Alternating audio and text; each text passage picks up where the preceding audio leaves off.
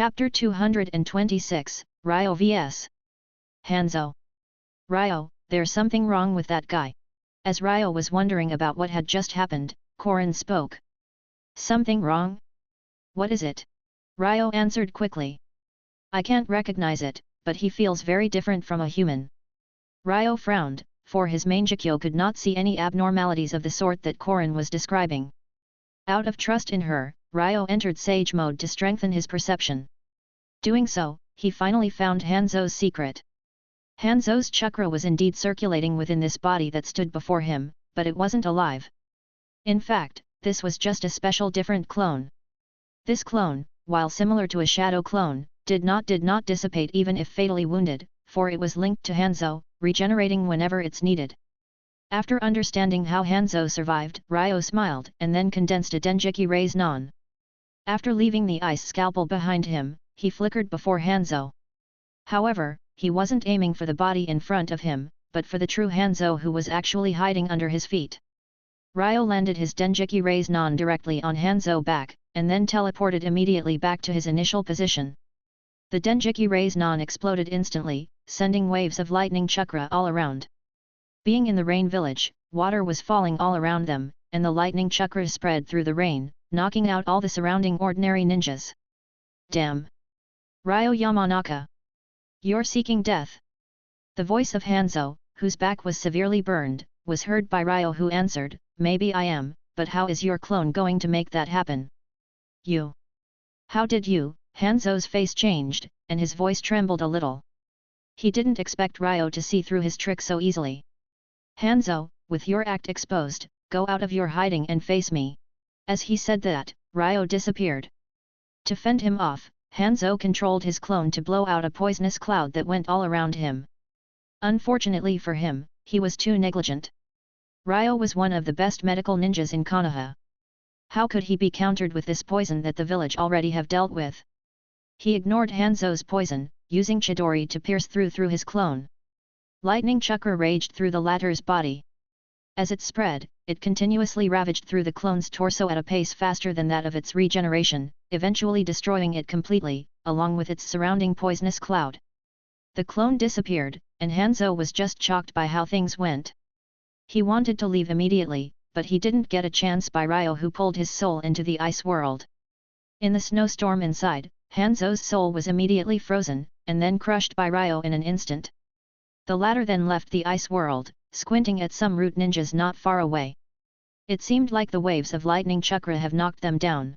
Indeed, many of the root ninjas left behind by Danzo to monitor the situation were hit hard by the explosion of the Dengeki Raise Non. They all thought that they were dead meat, but what they did not anticipate was that Ryo would just take Yahiko's soul and leave without looking at them. Captain, Ryo Yamanaka. He's letting us go. One of the root ninjas said to the highest ranked ninja alongside him. Probably. We should leave before he changes his mind, this mission has failed. Upon hearing those words, all the root ninjas carried each other with difficulty, leaving the rain country. Ryo took Yahiko's body, and returned to Nagato and Konan. The latter's eyes were full of tears, while Nagato was also mourning silently.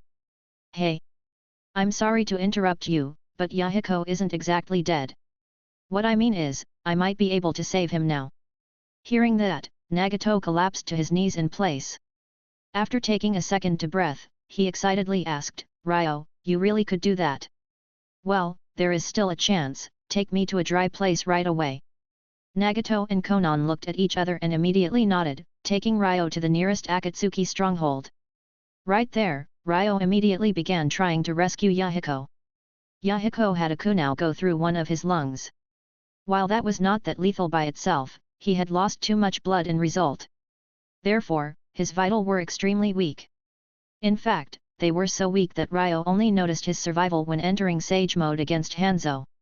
With his body being so weak, the mystical palm technique was doing nothing to save Yahiko. Seeing that he was about to die, Korin let her yang chakra flow through Ryo's hands to his body. Korin, you! Korin interrupted Ryo and said, You listen to me, Ryo. This chakra could only serve to delay this man's death. I'm doing this just to give you a window to bring his soul back into your ice world. My ice world? What would that do? Ryo asked. Aren't you working on cloning techniques with Orochimaru? When you two reach success, you could use it to make a body for the perfectly preserved soul of Yahiko. If you do so, couldn't you resurrect him? Korin's suggestion made Ryo's eyes shine. This was indeed a genius idea, and the only thing that he could do right now. Thinking of this, Ryo opened his Mangekyo, and then opened Yahiko's eyes to pull his soul into the ice world. With his body seriously injured, Yahiko's soul was heavily damaged as well, and Ryo sat down and began using his spiritual power to help repair it. Outside, Nagato and Konan were waiting anxiously. The latter was just too concerned to not ask, "Nagato, do you think Ryo could actually save Yahiko?" "Konan, I can no longer feel Yahiko's breathing and heartbeat. Did he just?" Looking at Nagato's face, Konan drowned in despair, and started weeping once again. A few minutes later, Ryo left the room, looking a little tired, but having a big smile. Seeing him, Konan and Nagato were surprised. Nagato asked in disbelief, "Ryo, you saved Yahiko?" Ryo's nodded and shook his head awkwardly. Words were not going to cut it, so he just pulled Konan and Nagato's souls into the ice world. Chapter 227, The Birth of Pain. Konan and Nagato's souls were pulled into the ice world. The sudden change in weather and scenery got Konan dumbfounded and startled. Nagato, on the other hand, was still very calm as he stared at her. "Konan, don't worry. This is just a genjutsu space. It should be Ryo who brought us here." Seeing his companion so nervous, he quickly tried to comfort her. "Genjutsu space? But why does it feel so cold? Ice is everywhere in here. Why did he bring us here?" "Of course it is to see me." A familiar voice rang behind the two, and Nagato's body trembled as he turned around to see an equally familiar face. Seeing Yahiko, Konan tears burst out and she said in disbelief, "Is it really you?" Nagato heard her, sharing her doubts. Yes, he had great perception abilities, and this man really seemed like Yahiko. However, the two were also in a genjutsu space. Maybe this was just Ryo trying to comfort them with some quasi-perfect illusion? "Of course it's me. However, things are a bit complicated. Ryo had explained it to me just now, and now I'll explain them to you." The two listened to Yahiko, and were saddened by the fact that he had really died. However, Konan felt better when learning that there was a chance he could get revived by Ryo. Nagato however was still somewhat skeptical. This was the first time he heard of such a case of body and soul separation. However, while listening to Yahiko, Nagato was able to confirm one thing: this wasn't just an illusion. Nagato found that he could see outside this space with his Rinnegan. What this meant, was that it was somewhat linked to the outside world. That, along with how true the cold he and Konan felt was, confirmed his supposition that this world was real, not just some genjutsu space. Therefore, Yahiko's soul should be real as well. Thinking of this, Nagato asked, "Yahiko, do you trust that Ryo could really revive you?" Yahiko smiled and replied, "If it wasn't for Ryo, I would already be dead, for good. Besides, isn't he our friend? I believe in him." Hearing him, Nagato could only helplessly sigh and say, "You'll never change. Since you trust him, I will do as well. I've always trusted him." Konan quickly added. After reaching a consensus, the three looked at each other and smiled. They chatted for a while, before Yahiko seemed to remember something important. "Nagato, there's something important I have to ask you to do." "What is it?" "It's about the Akatsuki. Now that I am dead, I cannot manage the organization anymore. Next in command is you. You must lead the Akatsuki in the quest towards true peace." Yahiko's look was very serious, and Nagato could only nod in agreement after he heard him. In fact, Yahiko did not know that Nagato had already decided to inherit his will, the moment he first thought that he was dead. As tribute to him, he was determined to do whatever was needed to make his dream of peace come true. The trio talked about details for a while, when suddenly, Ryo's consciousness entered the ice world. "Hey! I'm sorry to bother you, but Yahiko's soul has no body to support it. He can't talk to you all the time, so it's almost time for you to go out." Hearing Ryo, Konan's momentary cheerfulness was somewhat lost, and Nagato looked at Yahiko saying firmly, "Yahiko, on the day you're resurrected, you'll find a peaceful world waiting for you." After saying that, Nagato left. Konan looked back at Yahiko one more time, and then followed him. Yahiko, you still remember what I mentioned before. Now you should go to sleep. After Ryo said that, ice and snow near Yahiko gathered to form an igloo. This igloo is specifically designed by Ryo to protect Yahiko's soul from being eroded by snowstorms inside this world. Because the igloo is made up of spiritual power, Yahiko only needed to sleep inside it to not suffer any damage to his soul. He walked around the igloo and then said, "Not bad, it seems quite sturdy." "Yes. Now your soul can't take much more, go in." Yahiko nodded and walked into the igloo. Ryo then used his spiritual power to close it, and then left the ice world. Outside, Nagato and Konan looked at Yahiko's body, and went silent. While they both knew that Yahiko did not really die, witnessing the body of their good friend was really bumming. After opening his eyes, Ryo saw the two and knew what they were thinking. However, he didn't know what to say in such a situation, and remained silent. After a long silence, Nagato said, "Konan, let's take his body away." Konan nodded, and then wrapped Yahiko's body with her papers. Hearing Nagato, Ryo's eyes lit up, for he remembered something from the manga. "Nagato, actually, you can reanimate Yahiko's body." Nagato blinked in surprise, and then said excitedly, "Ryo, I can? How? What should I do?" Ryo pointed to Nagato's eyes and said, "Of course you can. You just need to use your Rinnegan." "Does the Rinnegan have such an ability?" Nagato was in disbelief. Ryo continued to say, "Remember how you bounced back all the shurikens of the rain ninjas?" Nagato nodded. His Rinnegan was fully awakened, and he could use it at any time. That power could be fitting. A Rinnegan user can give part of its powers to a person, alive or dead. As long as you use your Rinnegan skillfully, you can control that person and give him Rinnegan powers. That way, you could make Yahiko's body move, and use the Rinnegan's powers as well. Nagato did not fully understand Ryo, but was inspired nevertheless to explore new ways to use his powers. It seemed like the creation of the 6 paths of pain was going to happen much earlier this time around. Later, Ryo escorted Konan and Nagato to the Akatsuki's headquarters, and after getting their approval, placed a teleportation barrier mark in there. When he was done, he said goodbye to the two and left. Nagato hid Nagato's body, shutting himself with him in a room. Konan, on the other hand, concealed the news of Yahiko's death according to his instruction. All the other members of the Akatsuki learned was that Yahiko was injured severely in battle, and that Nagato was helping him. They did not have any doubts, and just kept asking about his situation worriedly. As for Ryo, he reached Konoha after using the teleportation barrier several times. He decided to tell Minato immediately of Hanzo and Danzo's plot to kill the trio. After all, in a way, the trio were his koi. Chapter 228, High-Level Meeting. In the Hokage's office, Ryo detailed the situation in the Rain Village to Minato. After the latter listened to him, he frowned in surprise. He never expected that Danzo would make a secret alliance with Hanzo. Minato Ni-san, that's not the full of extent of his conspiracies. Danzo and his root are more terrible than we ever thought. Terrible? Ryo, how strong do you think root is? Minato asked quickly.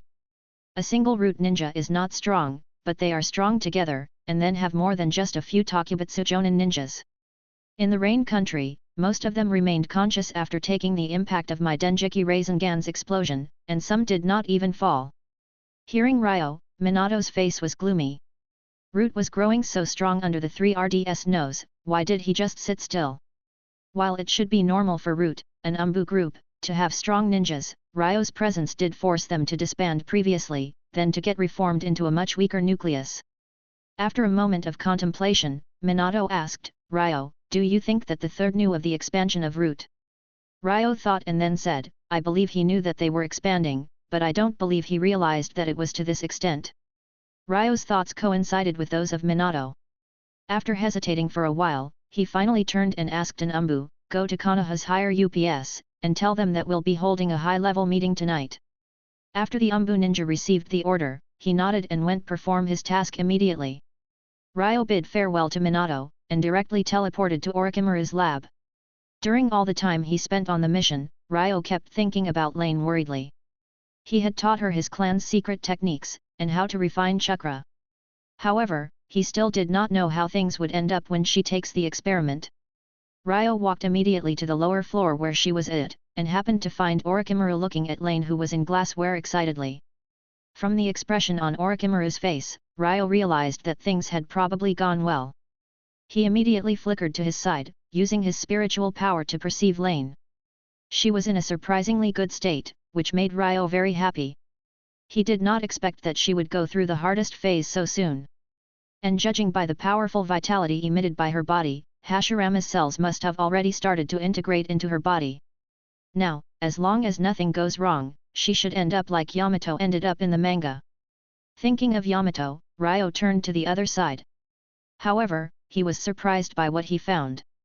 Yamato's body was asleep, and so was his consciousness. Even Hashirama's cells were not as active as they were usually. Yes, he was making progress, and the cells were being integrated into his body. However, this was happening at a much slower pace. After seeing Lane, Ryo told Orochimaru about Danzo, and then mentioned the high-level meeting that was scheduled later that night. Orochimaru didn't have any special reaction, he just nodded. In the evening both of them left the lab to Minato's office.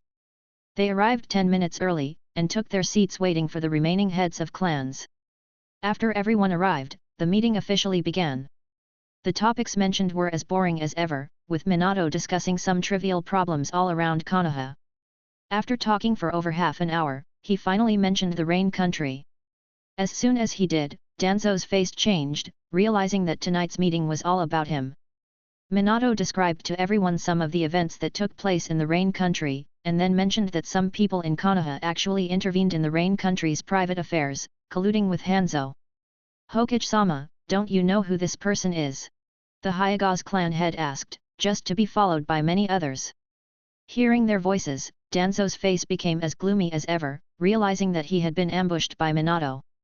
Sitting not too far from him, the third noticed how gloomy his face was, and immediately understood most of what had happened. He sighed helplessly. Danzo was still his old companion, and he decided to bail him out. Minato, what you are mentioning is huge. Is there any evidence? The third was a cunning old wolf. After so many years of experience, he knew immediately how to destroy Minato's plan. The noise in the office went down after hearing the third, and everyone stared at Minato waiting for evidence. In fact, Minato only had Ryo's word for evidence. He actually held this meeting just to pressure Danzo, and see if he would crack under tension or slip up enough to be convicted. What he never expected was that the third would realize this lack of evidence, and use it to get Danzo freed from the tension. I have the evidence right here, Ryo said as he took out a sealing scroll. I've been on a mission in the Rain Country, and encountered some unexpected situations. Therefore, I went to investigate, and I found this. Ryo opened the scroll, and was about to empty it, when the third quickly stopped him saying, Ryo, hold on. I think it's necessary to investigate the value of this evidence before exposing it to everyone. Sandaime-sama, what is it? Do you want to see the evidence, or not? Ryo smirked and asked. Everyone else in the conference room also felt that the 3RD's behavior was abnormal.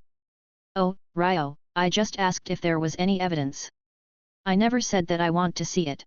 The third said while smiling. Oh. But what is evidence for? It's there to be seen, and it's happening sooner or later. Anyway, I've already opened. Enough, Ryo-kun. Sit down.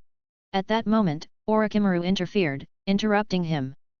Ryo looked at Orochimaru in disbelief. He never expected that he would speak for Danzo and the third. He opened his mouth, as if to say something, but then Minato also stopped him. Ryo, you should sit down for now. The Sandaime must have a reason to say what he said. Reluctantly, Ryo put away the scroll. Danzo and the third were finally relieved. By this point, the meeting could not persist, and it was ended by Minato after he announced that the Umbu will thoroughly investigate the matter. The third also said that once the one responsible is determined, they would not go unpunished. Chapter 229, Danzo out. After the meeting, Minato and Ryo left the conference room to the office. Ryo, do you really have any evidence? Minato anxiously asked as soon as he sat down. Ryo smirked at Minato as he closed the door, and said, Ni-san, even you believed that? You're too innocent for a Hokage. Cough. Who said I believed you? I don't. I just think that it's bad for you to play such a risky game without true evidence. Minato's face was red as he quickly explained. Well, even if you didn't believe, I want you to stand to my side, Ni-san. The Sandaime and Danzo are coming, and you can't be too soft. We should at least get rid of Root this time, Danzo is too much of a threat. When it came down to business, Minato was obviously serious. I know, don't worry about that. Just like Ryo said, a few minutes later, the third and Danzo entered through the door. The latter stared at Ryo with contempt as soon as he entered. Hey Danzo-san, don't you want me here? Alright, I'm going out to make a scroll fair in front of the office. Ryo stood up, as if leaving. The third was surprised and he had to interfere. Ryo, he doesn't mean that. Don't be too impulsive. Ryo, don't make trouble. The Sandaime and Danzo-san are your elders. Pay them their due respect. Minato wanted to get down to business, so he had to interfere as well. As if he was Orochimaru, Ryo licked his lips and sat back down, while the third and Danzo went and sat on the opposite side. Minato, I've brought Danzo here so we could talk about what happened in the Rain Country. I don't have the details, but I have known Danzo for the longest time. He is absolutely loyal to Konoha. Minato was not angry, and he still asked very politely, Sandaime, did you ask Danzo-san about the ones he cooperated with Hanzo to siege? Minato was very respectful in his speech to the third, a man who dedicated his whole life to Konoha. Hiruzen was surprised by the question, and immediately looked at Danzo's expression with some doubt. Minato, who are those three? Why should Konoha care about their fate so much? Danzo asked Minato. Hearing his words, Ryo frowned in wrath, his chakra breaking out around him. Danzo-san, Minato who? The third looked at Ryo, somewhat dissatisfied with his behavior. However, he still did not understand how Danzo was speaking erratically. When finding that his old friend wasn't interfering, Danzo could only yield and say, I was mistaken. Hokage-sama, who were those people? He turned at Minato and asked again. Ryo repressed his chakra, and Minato answered slowly, those three are the reason why Jiraiya-sensei stayed in the Rain Country for 3 years, they are all Jiraiya-sensei students. The third's face changed greatly, immediately asking, what? Are you sure? Ryo said with a cold smile, what Ni-san had said is all true. The three are named Yahiko, Konan, and Nagato. They are all Jiraiya-san's disciples. Now, Danzo-san, if Jiraiya-san learns that you've killed his apprentice, what do you think he's going to do to you? Danzo's face was getting more and more gloomy, he had no idea about the trio's link to Jiraiya. The third was also very embarrassed. He did not expect that Danzo would actually kill one of Jiraiya's disciples. I had no idea about this. The one who killed them is Hanzo. Danzo's justification seemed so dull, and the third on his side sighed in frustration, feeling his old friend's deeds aging him in an instant. Danzo, you can't get away with this, and I can't help you anymore. I won't try to get the killing of my student's apprentice go unpunished. You're on your own. After saying that, the third got up and left. After the third left, the office fell into silence for a while, with Minato, Ryo, and Danzo all staring at each other without uttering a word. In the end, Danzo couldn't go on, this is the end of the matter. I won't defend myself. What are your conditions, Hokage-sama? Minato had his answer ready, Danzo, I have 2 conditions. The first is the disbanding of Root, starting today. You get to keep a very small team in the headquarters, just enough people to guard its records. The second is your resignation from your post as counselor. Danzo immediately stood up raising his voice, what? That's impossible. You. Danzo-san, I advise you to think well before complaining. If you refuse, I will not hesitate to deliver the contents of the scroll to Jiraiya-san, who would then immediately learn that his disciple died because of you. Ryo interrupted him. Danzo's face was heavy as he took a while to think, and then he eventually sighed and said, just do what you want, I've lost this time. Finishing his words, he left the office. As Minato watched him leave, he felt finally relieved. Finally, the matter of Root was satisfactorily resolved. Ryo was still somewhat dissatisfied with the result. Although Danzo took a big hit this time, he did not completely finish him off. He knew that he would eventually try to raise his head again. Ni-san, why not be tougher in your judgment? You could have taken away the rest of his authorities after his confession. The matter is not so simple. Danzo's forces are not limited to Root. A number of small and medium-sized clans in Konoha follow him. If we put him under too much pressure, he'd probably defect, and hurt Konoha greatly. I don't think so. Ryo shook his head. While Danzo is indeed too stubborn and greedy, he is really loyal to Konoha. Otherwise, the third would not have tolerated him for so long. Minato was surprised, he never expected to hear those words from Ryo's mouth. Alright Ni-san, I'll be going now. I have something to do in Orokai-san's lab. Ryo immediately disappeared from the office. After he left, Minato recalled what he had just said and then thought, is he really loyal to Konoha? I sure hope so. After that, he got back to his tedious work. The next day, an earth-shattering event occurred in Konoha, as Danzo announced his resignation from the council in public. On top of that, Root was also disbanded. Of course, that last bit was done in confidentiality. After all, there were not too many people knowing of Root's existence in the first place. Besides the higher-ups attending the meeting of the previous evening, everyone was puzzled. Konoha's ninja's main topic of discussion for many days was Danzo's announcement. Ryo however had no time to pay attention to that, for unexpected developments occurred in Orochimaru's lab. After the meeting, Minato and Ryo left the conference room to the office. Ryo, do you really have any evidence? Minato anxiously asked as soon as he sat down. Ryo smirked at Minato as he closed the door, and said, Ni-san, even you believed that? You're too innocent for a Hokage. Cough. Who said I believed you? I don't. I just think that it's bad for you to play such a risky game without true evidence. Minato's face was red as he quickly explained. Well, even if you didn't believe, I want you to stand to my side, Ni-san. The Sandaime and Danzo are coming, and you can't be too soft. We should at least get rid of Root this time, Danzo is too much of a threat. When it came down to business, Minato was obviously serious. I know, don't worry about that. Just like Ryo said, a few minutes later, the third and Danzo entered through the door. The latter stared at Ryo with contempt as soon as he entered. Hey Danzo-san, don't you want me here? Alright, I'm going out to make a scroll fair in front of the office. Ryo stood up, as if leaving. The third was surprised and he had to interfere. Ryo, he doesn't mean that. Don't be too impulsive. Ryo, don't make trouble. The Sandaime and Danzo-san are your elders. Pay them their due respect. Minato wanted to get down to business, so he had to interfere as well. As if he was Orochimaru, Ryo licked his lips and sat back down, while the third and Danzo went and sat on the opposite side. Minato, I've brought Danzo here so we could talk about what happened in the Rain Country. I don't have the details, but I have known Danzo for the longest time. He is absolutely loyal to Konoha. Minato was not angry, and he still asked very politely, Sandaime, did you ask Danzo-san about the ones he cooperated with Hanzo to siege? Minato was very respectful in his speech to the third, a man who dedicated his whole life to Konoha. Hiruzen was surprised by the question, and immediately looked at Danzo's expression with some doubt. Minato, who are those three? Why should Konoha care about their fate so much? Danzo asked Minato.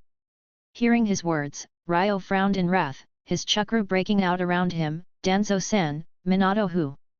The third looked at Ryo, somewhat dissatisfied with his behavior. However, he still did not understand how Danzo was speaking erratically. When finding that his old friend wasn't interfering, Danzo could only yield and say, I was mistaken. Hokage-sama, who were those people? He turned at Minato and asked again. Ryo repressed his chakra, and Minato answered slowly, those three are the reason why Jiraiya-sensei stayed in the Rain Country for 3 years, they are all Jiraiya-sensei students. The third's face changed greatly, immediately asking, what? Are you sure? Ryo said with a cold smile, what Ni-san had said is all true. The three are named Yahiko, Konan, and Nagato. They are all Jiraiya-san's disciples. Now, Danzo-san, if Jiraiya-san learns that you've killed his apprentice, what do you think he's going to do to you? Danzo's face was getting more and more gloomy, he had no idea about the trio's link to Jiraiya. The third was also very embarrassed. He did not expect that Danzo would actually kill one of Jiraiya's disciples. I had no idea about this. The one who killed them is Hanzo. Danzo's justification seemed so dull, and the third on his side sighed in frustration, feeling his old friend's deeds aging him in an instant. Danzo, you can't get away with this, and I can't help you anymore. I won't try to get the killing of my student's apprentice go unpunished. You're on your own." After saying that, the third got up and left. After the third left, the office fell into silence for a while, with Minato, Ryo, and Danzo all staring at each other without uttering a word. In the end, Danzo couldn't go on. "This is the end of the matter. I won't defend myself." "What are your conditions, Hokage-sama?"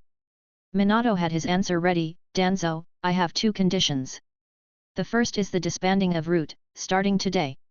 You get to keep a very small team in the headquarters, just enough people to guard its records. The second is your resignation from your post as counselor." Danzo immediately stood up, raising his voice. "What? That's impossible. You. Danzo-san, I advise you to think well before complaining. If you refuse, I will not hesitate to deliver the contents of the scroll to Jiraiya-san, who would then immediately learn that his disciple died because of you." Ryo interrupted him. Danzo's face was heavy as he took a while to think, and then he eventually sighed and said, "Just do what you want, I've lost this time." Finishing his words, he left the office. As Minato watched him leave, he felt finally relieved. Finally, the matter of Root was satisfactorily resolved. Ryo was still somewhat dissatisfied with the result. Although Danzo took a big hit this time, he did not completely finish him off. He knew that he would eventually try to raise his head again. "Ni-san, why not be tougher in your judgment? You could have taken away the rest of his authorities after his confession. The matter is not so simple. Danzo's forces are not limited to Root. A number of small and medium-sized clans in Konoha follow him. If we put him under too much pressure, he'd probably defect, and hurt Konoha greatly." "I don't think so." Ryo shook his head. "While Danzo is indeed too stubborn and greedy, he is really loyal to Konoha. Otherwise, the third would not have tolerated him for so long." Minato was surprised. He never expected to hear those words from Ryo's mouth. "All right, Ni-san, I'll be going now. I have something to do in Orokai-san's lab." Ryo immediately disappeared from the office. After he left, Minato recalled what he had just said and then thought, "Is he really loyal to Konoha? I sure hope so." After that, he got back to his tedious work. The next day, an earth-shattering event occurred in Konoha, as Danzo announced his resignation from the council in public. On top of that, Root was also disbanded. Of course, that last bit was done in confidentiality. After all, there were not too many people knowing of Root's existence in the first place.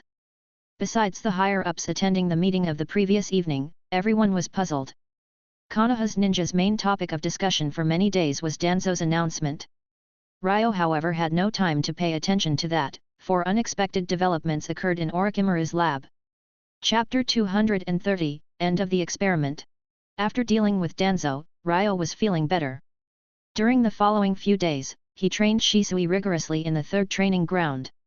Suddenly, he received a letter from Orochimaru. It said that the lane's experiment had undergone a special change. His face changed greatly, and he immediately said goodbye to Shisui, teleporting to Orochimaru's lab. "Orokai-san, what happened?" As soon as he arrived, he asked Orochimaru. The latter handed him a scroll with the data on the experiment, and it made him concerned. From the scroll, he learned that the integration process was going very smoothly, until today. What happened concerned Lane's chakra. Since the experiment started, her chakra levels were rising greatly and steadily. However, on that day's morning, they suddenly dropped. Orochimaru couldn't figure out why this happened, so he could only immediately send for Ryo. After returning the scroll to Orochimaru, Ryo rushed to the glassware where Lane was placed. He hadn't seen her for a while now, so at first glance, he frowned in surprise. Her body was completely okay, her vitality was even greater than what he had seen before, indicating that the fusion process was going very smoothly. So, how come her chakra was dropping so much? A few minutes later, Ryo just had to leave the lab. Just like Orochimaru, he couldn't find the problem. In the next few days, Ryo returned the lab frequently to check how Lane was doing. Her chakra stores continued to drop steadily over the course of the next 3 days, only to suddenly rise on the 4th. In just one day, they exceeded their initial levels. In the glassware, her chakra stores soared so fast, she absorbed all of the nutrients placed by Orochimaru's biofluid he placed around her, gradually changing its color from green to transparent. Orochimaru quickly noticed, changing the liquid with new supplies. With this new nutritional support, her chakra stores continued to rise, but slowly. Her body also began to exude strong vitality similar to that of Hashirama's cells. This change made Orochimaru particularly excited. With all these symptoms that Lane's body had manifested, he was practically certain that the experiment was a success. Now, she only needed a steady nutrient supply, and she should eventually be able to use wood release. Ryo shared these views with Orochimaru. He also felt that Lane was now out of the danger zone, and that the integration was complete. After confirming her safety, he returned to rigorously training Shisui in the third training ground. However, now another kid accompanied Shisui often to training, Uchiha Itachi. He came every day to practice in the third training ground, but Ryo didn't want to interfere with his growth, and never accepted his as a student. Still, this was Fugaku's son, a man who had been very kind to Ryo. Therefore, he never drove him away. Learning that the famous Ryo Yamanaka was training Shisui, Itachi came religiously to practice here, becoming the newest addition to the third training ground's roster. His fire release talent was much stronger than that of Shisui. The 5-year-old was able to learn many of the Uchiha's fire release techniques. His genjutsu talent was also very good, mainly reflected in his spiritual power that far exceeded that of an average 5-year-old. Unlike any other Uchiha, Haoyi and his son Ryo did not have an affinity to fire release. However, when sealing Korin into his body, Ryo gained that affinity with her. Therefore, he could occasionally give simply guidance to Itachi. Besides that, he only advised Shisui to make him a crow contractor. Shisui had always had that thought, but wasn't sure if Itachi's genjutsu talent was enough for him to benefit from it. After he heard Ryo propose the same thing, he stopped hesitating. After making Itachi their contractor, he began to guide him on dealing with the crows. In this way, 1 month passed, and Ryo felt that he had taught Shisui enough. His disciple was a very fast learner, and he obviously still had a great untapped potential. However, just training wasn't going to get him any further, he needed battle experience. By now, Shisui was already at the level of a weaker jonin. With his great body flicker technique, if he was to open the Mangekyo, he should be even able to take on an elite jonin and even escape a Quasi-Kage in combat. Now, he had enough skill to protect himself, so after some thought, Ryo finally decided to get him to train with the Umbu for a while. However, before he could get that to happen, news reached him from Orochimaru. Lane was awake. She had been in her glassware for 2 months, during which her body received all sorts of change. At first, she was able to consciously guide her body to start the integration with Hashirama's cells by following Ryo's instructions. After that, her body fell into a state of deep sleep. It wasn't until today that she adapted enough with the new cells to wake up. She opened her eyes, and tapped on the glassware while Anko was near. The latter immediately notified Orochimaru.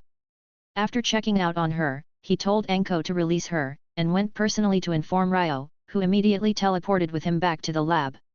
When she saw Ryo, Lane smiled and began to shout, "Onisa-san!" Ryo patted her head happily. After 2 months of not speaking, her speech abilities were somewhat slow, but Ryo could clearly hear the joy and excitement in her voice. "Anko, I'll take Lane back home now, and we'll deal with everything else when she's back to 100%. Anko stopped him asking in surprise, "Back home? Isn't this child an orphan?" "Lane is already a Yamanaka," Ryo said with a smile, and then explained the matter to Anko. During the past 2 months, Chintz won the clan's consent, and made Lane officially a Yamanaka. Inoichi even added her name into the Yamanaka's genealogy. After listening, Anko nodded, and had nothing to say. Lane on the other hand was really excited to hear the news. Ryo teleported with Lane back home, going straight to Chintz's room. He explained Lane's situation to his mother briefly, asking her to talk with her often to help restore her speech abilities back to normal. Chintz agreed immediately, and rushed out of the room with Lane. Chapter 231, Wood Release. Under Chintz's attentive care, Lane quickly recovered her ability to move properly, and she regained all her speech capabilities. The relationship between the two became closer and closer. Later, Chinese simply let her call her mom, and Ryo had a sister at home.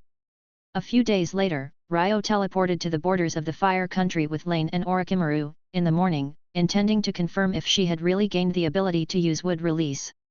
For this reason, Ryo also borrowed a scroll from Minato, one that detailed several wood release ninjutsus. Ryo did not directly teach her these techniques. After all, he was not certain that she had awakened wood release. He first gave her a piece of chakra induction paper, to determine her nature transformation affinities.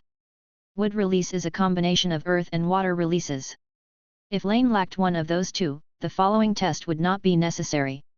Ryo directed Lane to inject her chakra into the paper, which was then wrinkled, then damp, and finally turned into dirt and crumbled away. Lightning, water, earth. Orochimaru was very excited to learn Lane's nature transformation abilities. Ryo was also relieved, for now there was a chance that Lane had indeed acquired wood release.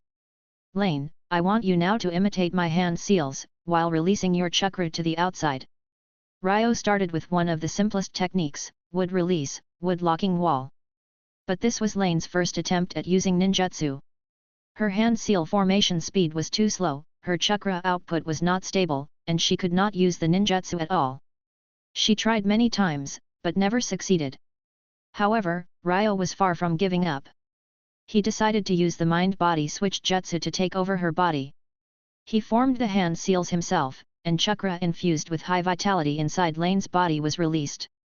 3 small trees as thick as the arm of an adult popped out from the ground. Seeing this success, Orochimaru couldn't help but laugh very excitedly. Ryo went back to his body and looked at the 3 small trees as well, and a large smile showed on his face. "Oni-san, Orochimaru-sama, if you want to see small trees, just ask. Why do you have to teach me hand seals that are so complicated?" Immediately, a small sapling tree appeared in the palm of Lane's hand. Ryo's face froze, and Orochimaru's also stared at her in awe, both never hearing before of such a technique. "Cough, Lane, I'm teaching you hand seals not just to see small trees, but to help you release ninjutsu, like this."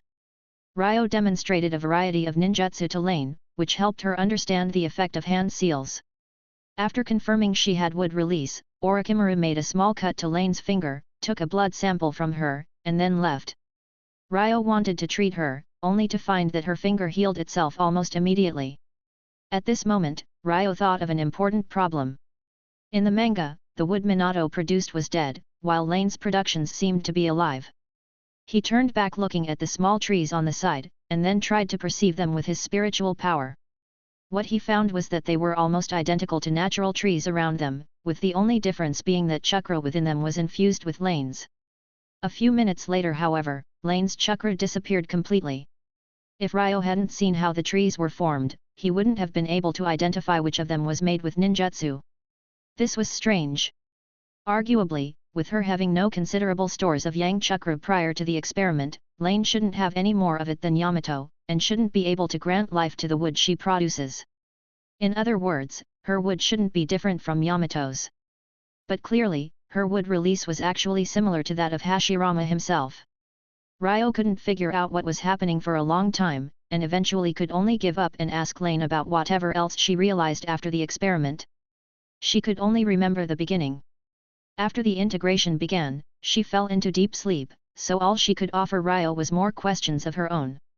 Ryo sighed helplessly, and then just skipped questions altogether and started training her.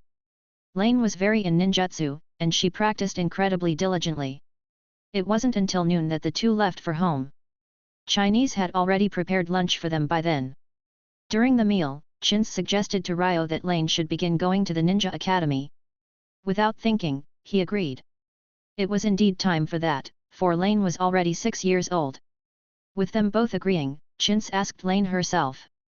Her daughter was initially reluctant, but when hearing that she could learn ninjutsu in ninja school, she immediately agreed. The only problem that remained was that school enrollment time had already passed. Chins thought of asking Inoichi to use his connections to get her a late admission. However, Ryo told her not to do so. He was just going to take her to Minato, and the problem would then solve itself. Lane had wood release, something special and dangerous, and that made her in need for protection. Therefore, he intended on telling Kushina and Minato about her anyway. Ryo teleported with Lane into Minato and Kushina's place. He knocked the door gently, and heard footsteps approaching. Ever since Kushina married Minato, her temper changed a lot, and even started staying home much more often. If it wasn't for that, Ryo wouldn't have found her home at such a time. "Ryo? It's you. Kushina opened the door slightly surprised. I have something to show you. But before that, let me introduce you, this is my sister, Lane. Lane, see this one-of-a-kind beauty? You call her Kushina Ne-san. Lane nodded, and turned to Kushina politely saying, Hello Kushina Ne-san, my name is Lane Yamanaka. Hello, hello. Welcome to my place. Kushina greeted her smiling, and then looked at her back skeptically. She had no recollection of Ryo ever having a sibling. Minato had his flying thunder god, so when it was time for a meal, he'd be always home. Today was no exception. When Ryo entered, he found him about to finish his lunch. Ryo? Welcome. What brings you here? Minato asked as he put down his chopsticks. Well, it's something very important to me. It's about my sister, Lane. Sister? You have a sister? Minato was surprised, also never hearing about this before. I'll explain this to you later, but now, come with me to the Forest of Death. Minato and Kushina looked at each other, and teleported along with Ryo. Ne-san, Ne-san, what I'm about to show you is of utmost importance to me. Lane, show them you small sapling. Lane nodded and opened the palm of her hand, and small sapling appeared inside it. Ryo, is this? Minato's voice trembled slightly. Ryo did not answer him, and said to Lane, do you remember that technique Lane? Give them a show of what you can do. After practicing for the whole morning, Lane could barely release ninjutsu. Carefully, she made her hand seals, and 2 other thumb-thick saplings emerged from the ground. Chapter 232, New Tasks. It is wood release. How is this possible? Seeing the 2 small saplings growing on the ground, Minato became sure that Lane was using wood release. Still, he didn't understand what actually happened. Kushina, that's indeed wood release. It's exactly like that of Hashirama. I can't mistake such strong vitality. Kurama said with great certainty. Minato, I just asked Kurama, and he said that this is wood release indeed. Getting a positive answer, Minato actually smiled and said, I never expected that I would get to see it, not with so much time between us and the 1sts passing. Kushina, switch with me, I want to confirm something. After Kurama took over Kushina's body, his scarlet eyes stared at Lane Yamanaka. After doing so for a while, he turned to Ryo and asked, Kid, explain to me, what is this little girl? Ryo did not want to reveal too much about Lane. After all, this matter is related to Orochimaru. Therefore, when faced by Kurama's question, he chose to just remain silent. Facing his silence, Kurama did not rush to show anger. Instead, he smiled and said, Boy, it doesn't matter much to me if you keep quiet. I don't want to know what you're hiding either. Just, don't come running to me when this girl starts having problems in the future. The Kyuubi's words made Ryo rather worried. Lane was indeed different from Yamato, so perhaps she was not as safe as he was in the manga?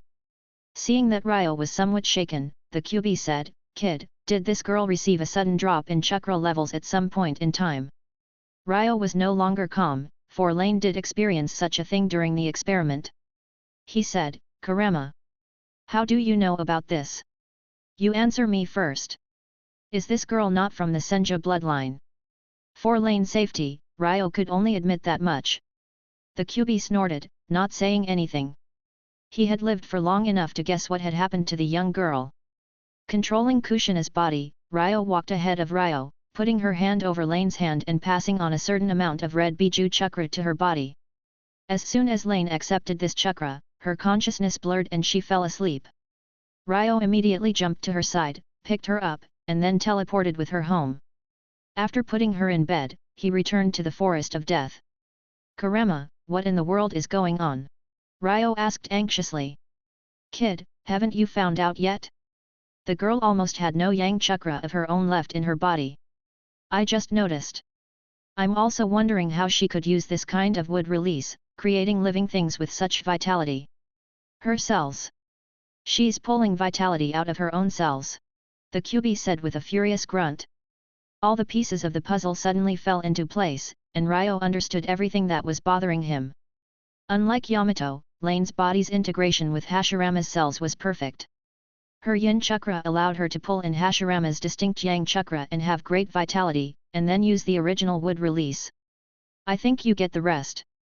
Using wood release without having powerful yang chakra of her own is pulling the life away from that little girl, she's dying slowly. Ryo nodded solemnly, what Kurama said was true. Kurama, I still have 2 questions, Ryo was about to ask, when the Kyuubi interrupted him. I know what you want to ask. Listen, I've just given this girl an abundance of yang chakra. Once that integrates with her own chakra, it should allow her body to produce yang chakra at a rate high enough to counter the side effects of wood release use. As for the drop in her chakra that happened before, that marked the awakening of her wood release, and that consumed a lot of her chakra.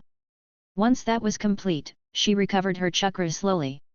After listening to Kurama, Ryo began thinking again, and Minato also understood a lot of what happened. The Kyuubi returned to Kushina's body, and went back to sleep.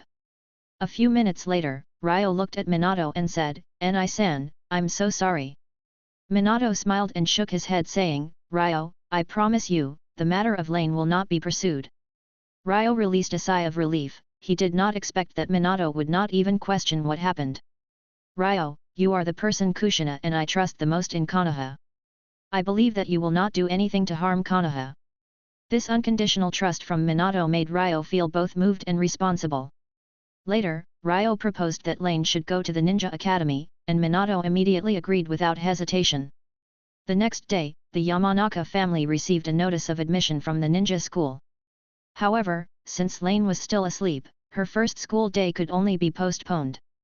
After receiving the Kyuubi's yang chakra, Lane slept for 3 days and nights, with her own yang chakra growing constantly during all that time.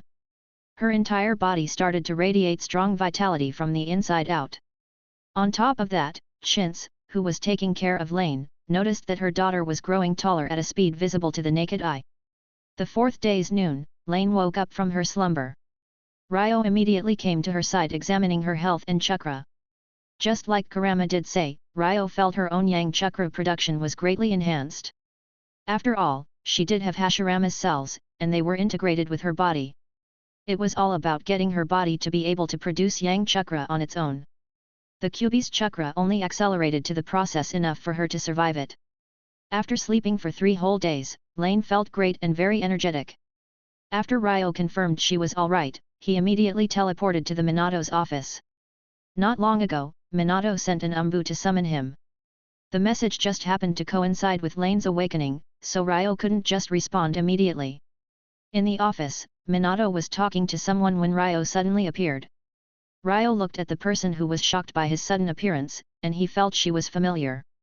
"Maki, here's Ryo. Go ahead and explain the situation to him."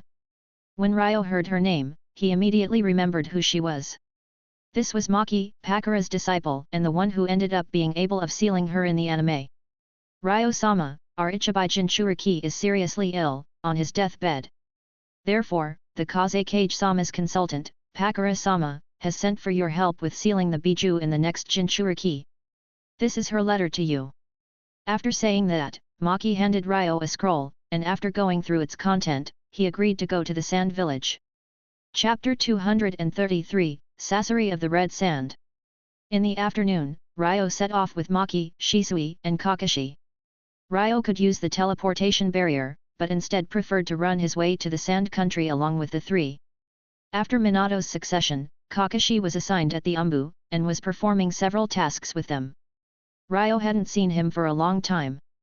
When the request was made by Pakura, Ryo immediately asked for Kakashi to come along. Minato thought about it and then agreed to the request. Ryo had 2 main purposes. One was letting Shisui and Kakashi face a Biju, and the other was to talk to Kakashi about Shisui's introduction into the umbu. It had been a while since Ryo was thinking of this, it should be the perfect next step for Shisui's evolution. Minato approved the idea, and only discussing the matter with Kakashi was left. This introduction into the umbu should get Shisui in contact with actual combat more frequently and improve his experience. Following Kakashi could help him grow faster. After listening to Ryo, Kakashi looked at Shisui and said to him coldly, "Alright, just don't drag us down." Shisui did not care about Kakashi's attitude. Instead, he said to Kakashi with great enthusiasm, "I will not, Kakashi-san." With the weakest among the 4 being a Takubutsu Jonin, they were moving fast enough to reach the Wind Country in about a day or so. After entering the Wind Country, Maki took the initiative to lead the way, and other three stopped talking. After a certain distance, Ryo suddenly felt that someone was hiding under the sand dunes. Not knowing whether the one hiding was an enemy or friend, Ryo entered ice elementization out of caution. At the same time, he established a telepathic link with Kakashi and Shisui, telling them to be careful. Maki was also a sensor ninja. In the anime, she was skillful enough to detect Hay-8 Gecko with his invisibility Justu, and now she also noticed the one in the sand. Not wanting to let them notice, she acted as if nothing was going on. Therefore, when picking the path for the group, she deliberately went through the sand dunes. But it seemed like the one in the sand did not want them to leave, aiming a poisonous needle at Kakashi. Ryo couldn't remain idle anymore, flickering to block the needle for Kakashi, and aiming a Chidori Iso at the shooter. Facing the attack, the one in the sand did not seem to want to dodge, instead throwing a few more shuriken at Kakashi. The young Quasi-Kage wasn't about to fall for some shuriken, he easily dodged them.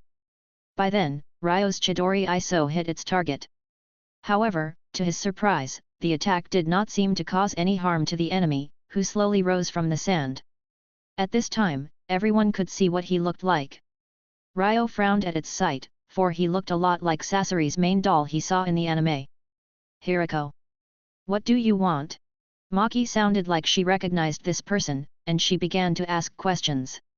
Nothing, I just saw that someone alongside you that reminded me of an old friend from many years ago. Hirako looked at Kakashi with a mix of excitement and despise. Kakashi, it seems like this person is an enemy of Sakumo-san. Ryo said. Kakashi reluctantly sighed. This wasn't the first time he saw someone traumatized by his father. He just wanted to explain that he wasn't his father, and had nothing to do with what he did in war, but he was interrupted by the sight of a blade flying towards Hirako and injuring him. Ryo immediately released his spiritual power, perceiving the surroundings, and his face immediately became gloomy.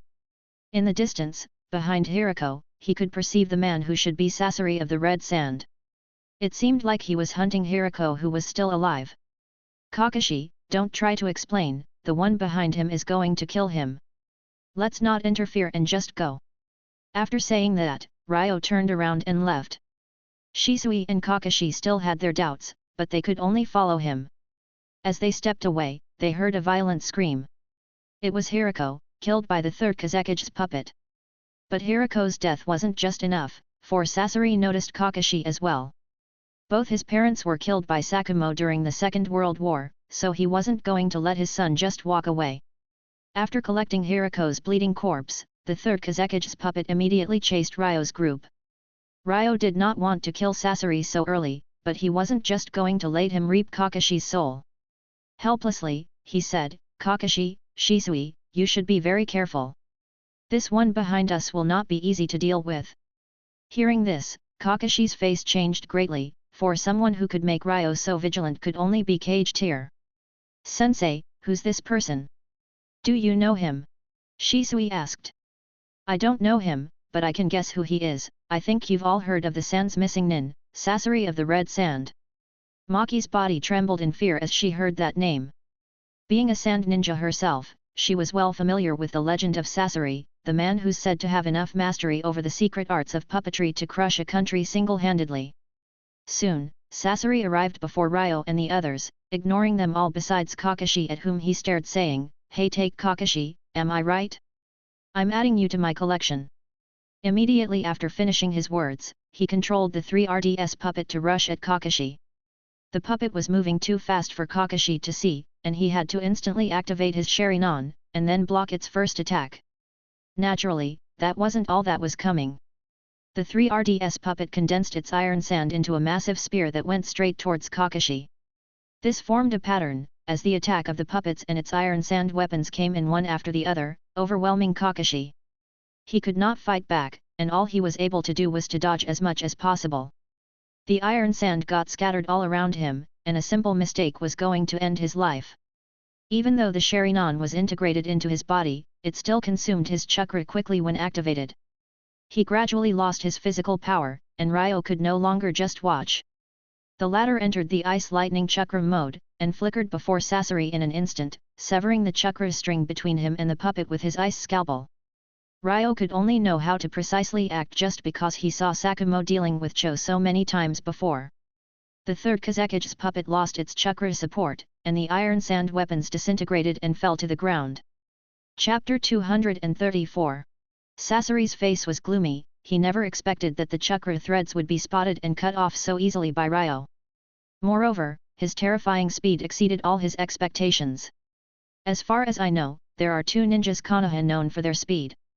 One is the fourth Hokage, and the other is Ryo Yamanaka. I can't think that I would meet the Hokage himself here in the middle of the desert, so that should make you Ryo, am I right? Yes, that's me. Ryo nodded. Confirming the identity of his foe made Sasori's face even gloomier. A speed-type ninja is a perfect counter to puppet masters. Nevertheless, Sasori was confident in his skills as the best puppeteer out there, and Kakashi was close at hand and he didn't want to give up. At this time, he hadn't fully transformed his body to a puppet, but he did replace a few of his organs. Secretly, he opened a small box in his chest, filled with thousands of poisonous needles that he shot immediately at Ryo. Ryo did not seem to move, and the two were very close to each other. The needles went to Ryo, just to directly pass through his body. Seeing that, Sasori's face froze. He knew how much power his needles packed, and knew all too well that they shouldn't get through the human body. Therefore, he thought that they must have missed. What he didn't know was that they passed through his body just because Ryo was in ice elementization all this time. Sasori mistakenly thought that Ryo just dodged his attack at such a short distance, and that made him begin to give up. At the same time, Ryo did not know what he was thinking, but he felt that Sasori wanted to end the battle. Ryo Yamanaka, you've won this time. Kakashi should consider himself lucky to have you around to protect him. As he spoke, smoke erupted from the soles of his feet. It wasn't ordinary smoke, it was potent enough to disrupt Ryo's perception. By the time it dissipated, Sasori was already gone, along with the third Kazaki's puppet. After the four took a break for recovery, they continued to move toward the hidden sand. On the way, it was obvious that Maki seemed like she wanted to say something. When the group was about to arrive at the village, she couldn't help it anymore, and walked back to Ryo saying, "Ryo-sama, was that puppet that Sasori had that of the Sandaime Kazekage-sama?" Ryo nodded, "I have never seen the third Kazekage, but with that puppet having the magnet release Kekii Genkai, it should be his." Maki fell silent. She already knew the answer, and only asked Ryo to confirm her thoughts. She picked up speed, for this news was too important. She had to inform Raza and Pakura immediately. As the four were already close to the village, they reached it in just a few minutes. Maki took the three in, and arranged for them to wait in the conference room. She on the other hand rushed straight into the office to report the disturbing news. Knock knock knock knock knock. Raza was discussing the ceiling matter with Pakura in his office, when a rushing knock on the door stopped them. Hearing that, they let the one at the door in. Getting their permission, Maki pushed the door. "Maki? You look out of breath. Is Ryo Yamanaka here?" Pakura saw Maki's state and asked casually. "Yes. Pakura-san. Ryo Yamanaka is here. But I'm not here to report that. It's about the Sandaime Kazekage-sama." The third Kazekage was Raza's mentor, and the closest thing to a fatherly presence to him. Hearing him being mentioned, the 4th's face changed greatly. Pakura also became anxious hearing about him and asked hastily, "Maki, what's the matter? Tell me." Maki quickly told Pakura and Raza about Sasori. "On our road, we encountered." And then, he took the Sandaime-sama's body and disappeared. "What?" Raza crushed the teacup in his hand after listening to Maki's narrative. "This is horrible. I never thought that sensei's disappearance was related to that bastard. He actually dared to make my sensei into a puppet." Pakura feared that the raging Raza would do something irrational, and quickly advised, "Raza, calm down. Sasori is also Cho-san's grandson, you should take your time when dealing with this matter." Raza still had great respect to Cho, so hearing her name made him take a deep breath and force himself to calm down. He then said to Pakura, "About Ryo Yamanaka, you should go meet him, I want to be alone." Pakura nodded and left the office with Maki.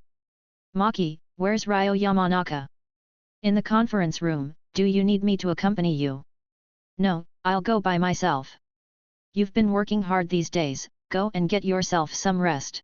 Pakura rejected Maki's proposal and walked on her own to the conference room. Ryo, Kakashi and Shisui had been waiting there for 10 minutes, with no one from the sand showing up.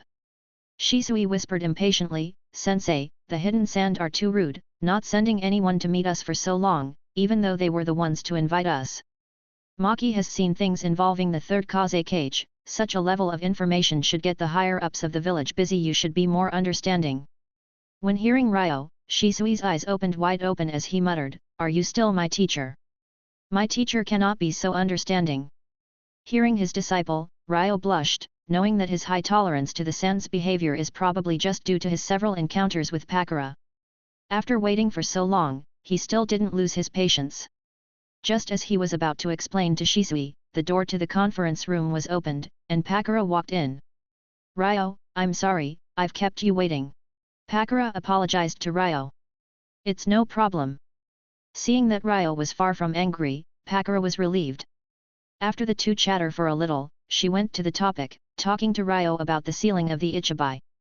From her words, Ryo understood the sand's ideas.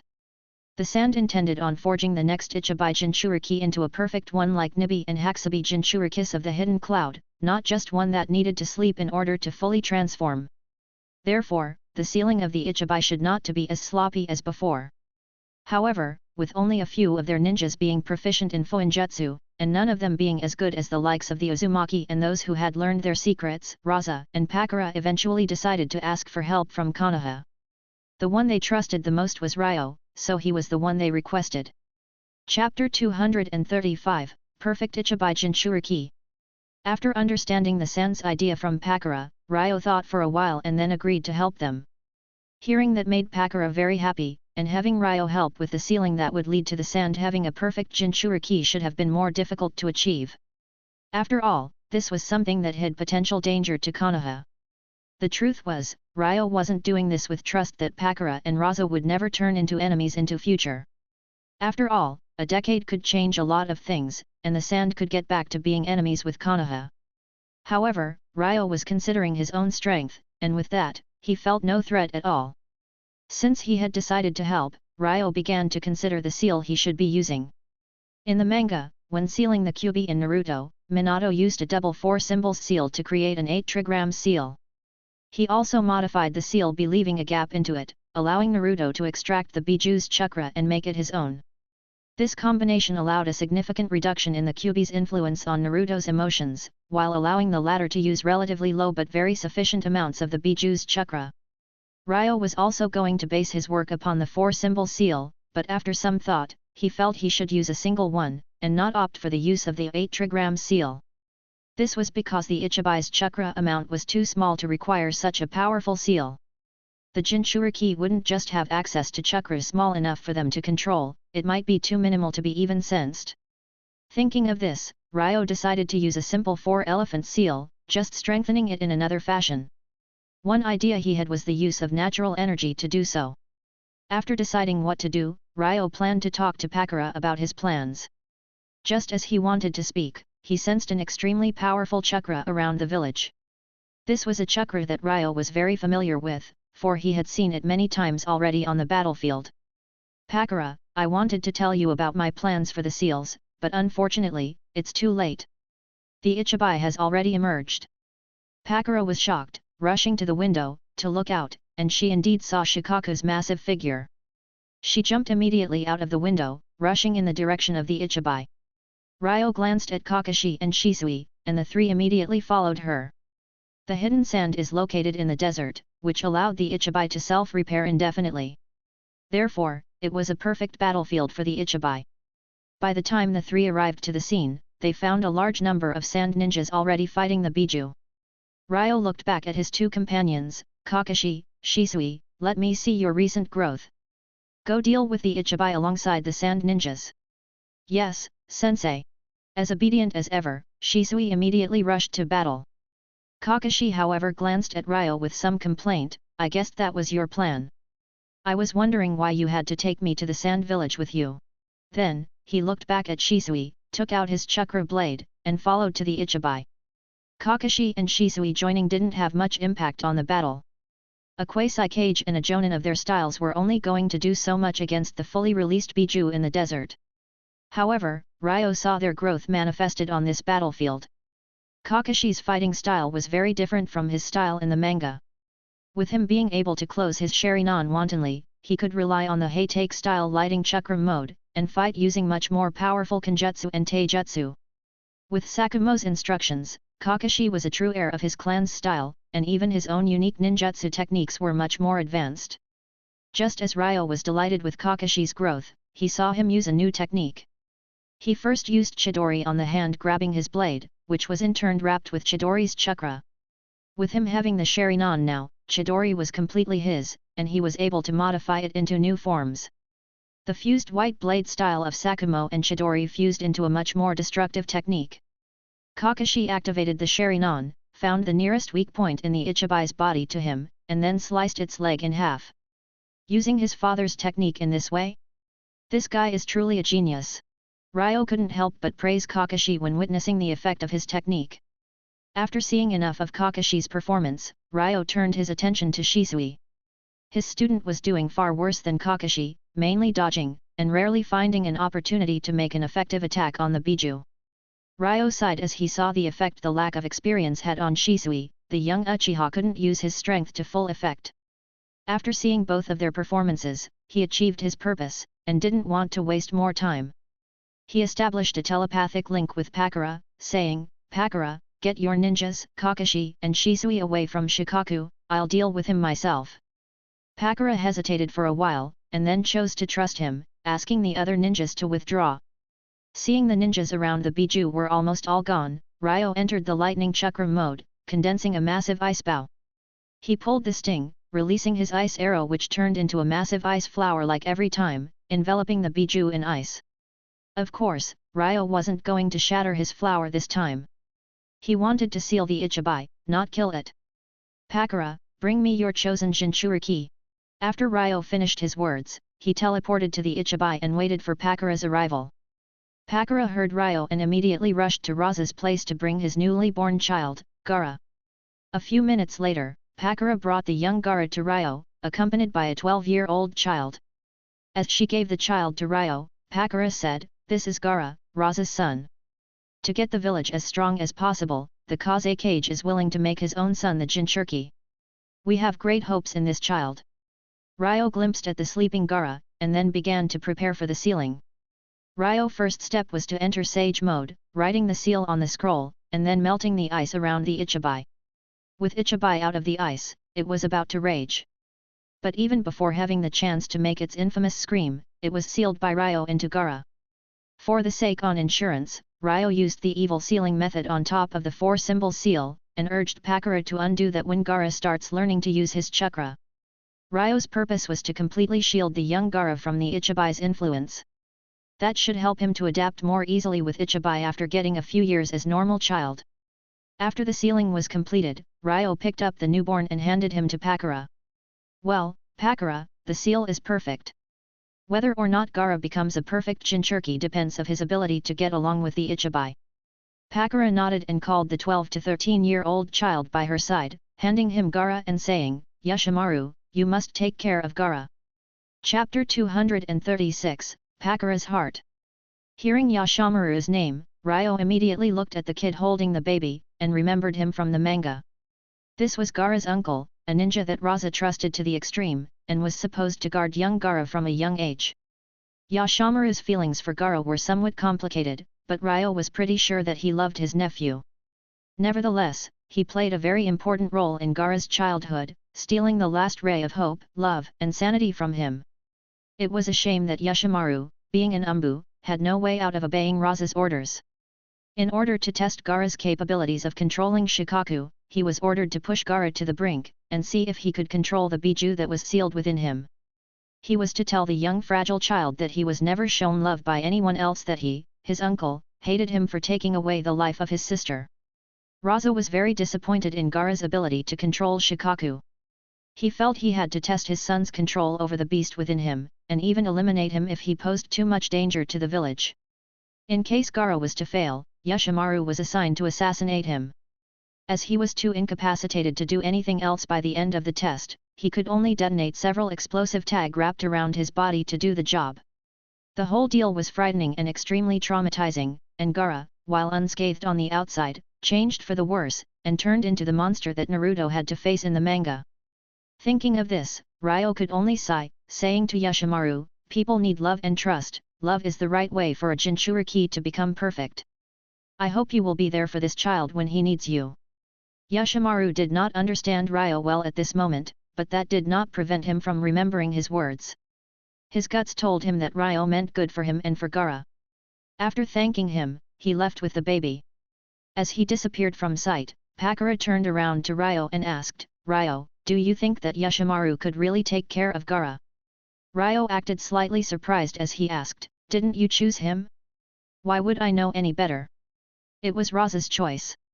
He said that Yoshimaru loves Gaara and could take care of him, but I could sometimes see hidden hatred in his eyes when looking at his nephew." "Really?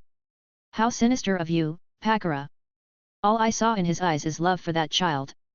After saying that, Ryo took Kakashi and Shisui, and slowly walked towards the 3RDS building.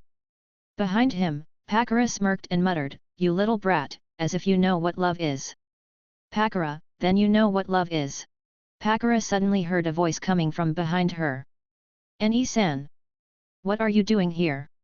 She rolled her eyes and answered, "What? I can't come. I know I'm not that strong, but I am also a ninja. I can't hide inside like a civilian." Pakura shook her head. Her sister hadn't been on a mission for so long, she forgot she was actually a ninja. She understood what her sister was thinking of. She could only sigh helplessly and say, "Pakura, back to the topic, do you know what love is?" Pakura actually did not give her sister's question much thought, thinking that she was just being ridiculous. However, now it seemed like she was actually serious. After thinking for a while, Pakura shook her head and said, "Love? I don't know. I've probably never loved anyone." "Yes? Then, what do you think of Ryo?" she asked with a smile on her face. Pakura heard Ryo's name, and her face turned red, and then she shook her head and did not know what to say or think. "You? I wasn't actually that sure. But your face actually turned really red as soon as I mentioned his name." "Did I blush?" Pakura muttered, and then raised her hand to her face to find it was actually really hot. "Well, it seems like I'm in the way here. I'll leave you with the others, and you just think about it on your own." She turned away and left quickly. After hearing Pakura's mind entered a state of chaos. Out of nowhere, scenes from every time she encountered Ryo popped in her mind. She walked behind him, lost in memories and thoughts, her face becoming more and more red. In the end, she could only say for sure that she did like him. Was it actually love? She had no idea. With she forcing her to face her emotions, Pakura finally realized the nature of her feelings. This marked a moment after which she could never act or be the same when before Ryo.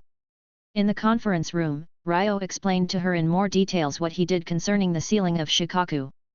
All throughout his explanation, she deliberately avoided making eye contact with him. Ryo did notice this and was slightly nervous, immediately recalling all what had happened between him and her recently, trying to make sure that he did not offend her in any way.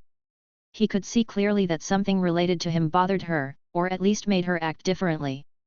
The more time passed, the more awkward the situation became. After a long silence, Ryo couldn't help it anymore. He gathered his courage and finally asked, "Hey Pakura, have I done anything that upset you recently?" Pakura was stunned as she heard him, and immediately shook her head, but her face became even redder and her eyes became even more blurred. Ryo saw her shaking her head and breathed a sigh of relief. He then continued to talk to her about Gaara. His questions made Pakura even more uncomfortable. It was no time for that, for she was just struggling with making a decision on what she should do next. To confess, or not to confess? And if yes, how? In the end, she was the girl, and was slightly too reserved to be the one to take the initiative. She had to wait and see. Pakura looked at Ryo, wondering to herself, "I have been so obvious, is he a block of wood or something? Or is he still pretending not to see?" Ryo has been single for a couple of lifetimes now, and never had any time to open up to relationships. Besides his feelings towards Yujao, he never felt anything special towards any girl. Therefore, the usually tactical ninja was clueless about how Pakura was feeling. Seeing that this was going nowhere, Pakura sighed, and then left the meeting room without warning, leaving Ryo behind all puzzled, along with the thoughtful Shisui and Kakashi. Shortly after she left, Raza arrived, expressing his great gratitude on behalf of the Sand Village to Ryo.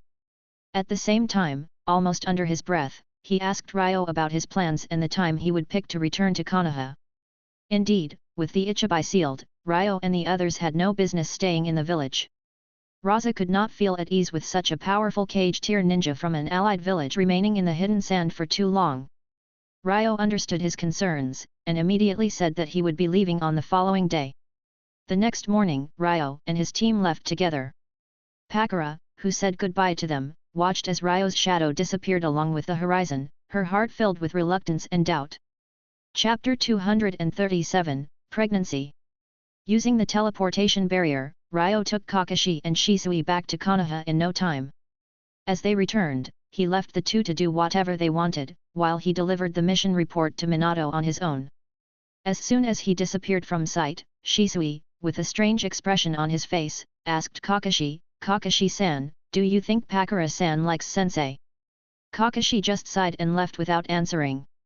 As for Ryo, he teleported directly into the Hokage's office, where he found not only Minato, but Jiraiya as well.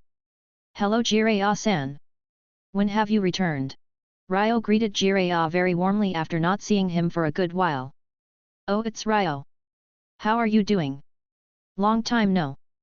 "Jiraiya-sensei, please change your attitude. Don't you feel that this is too much? You've returned to the village just yesterday and I'm already having several people reporting that you've been peeping. I'm Hokage now. How can I deal with this?" "Minato, I'm not peeping, I'm doing research for material. How can you put the mere act of peeping on the same level as an artist's quest for inspiration?" "Sensei. You've always been saying that you are a writer, but I haven't seen any book you've ever written. Just give me a book of your writing, and I'll try to find a way around this." "Well, if you've just had some patience, I was going to give you this book anyway, haha." As Jiraiya laughed, he took out a book from his pocket. Minato glimpsed at the book, unconsciously reaching out to take it from Jiraiya. He never expected that this writing thing was actually real. The Tale of the Utterly Gutsy Shinobi. "Well, this is what I wrote in my early years. I've only shown it to one person, and you are the second. It's good. The book is for you, I'm leaving." As he said that, Jiraiya walked to the door and left. Minato sighed helplessly, and immediately turned his eyes to Ryo. "What's the situation?" Ryo immediately mentioned all the important details surrounding his trip to the Sand Village, including the perfect seal he made for Gaara. Minato frowned as he heard him. "Ryo, the sand getting a perfect Jinchuriki is no trivial matter. Don't you think you've been a little too impulsive when helping them achieve that?"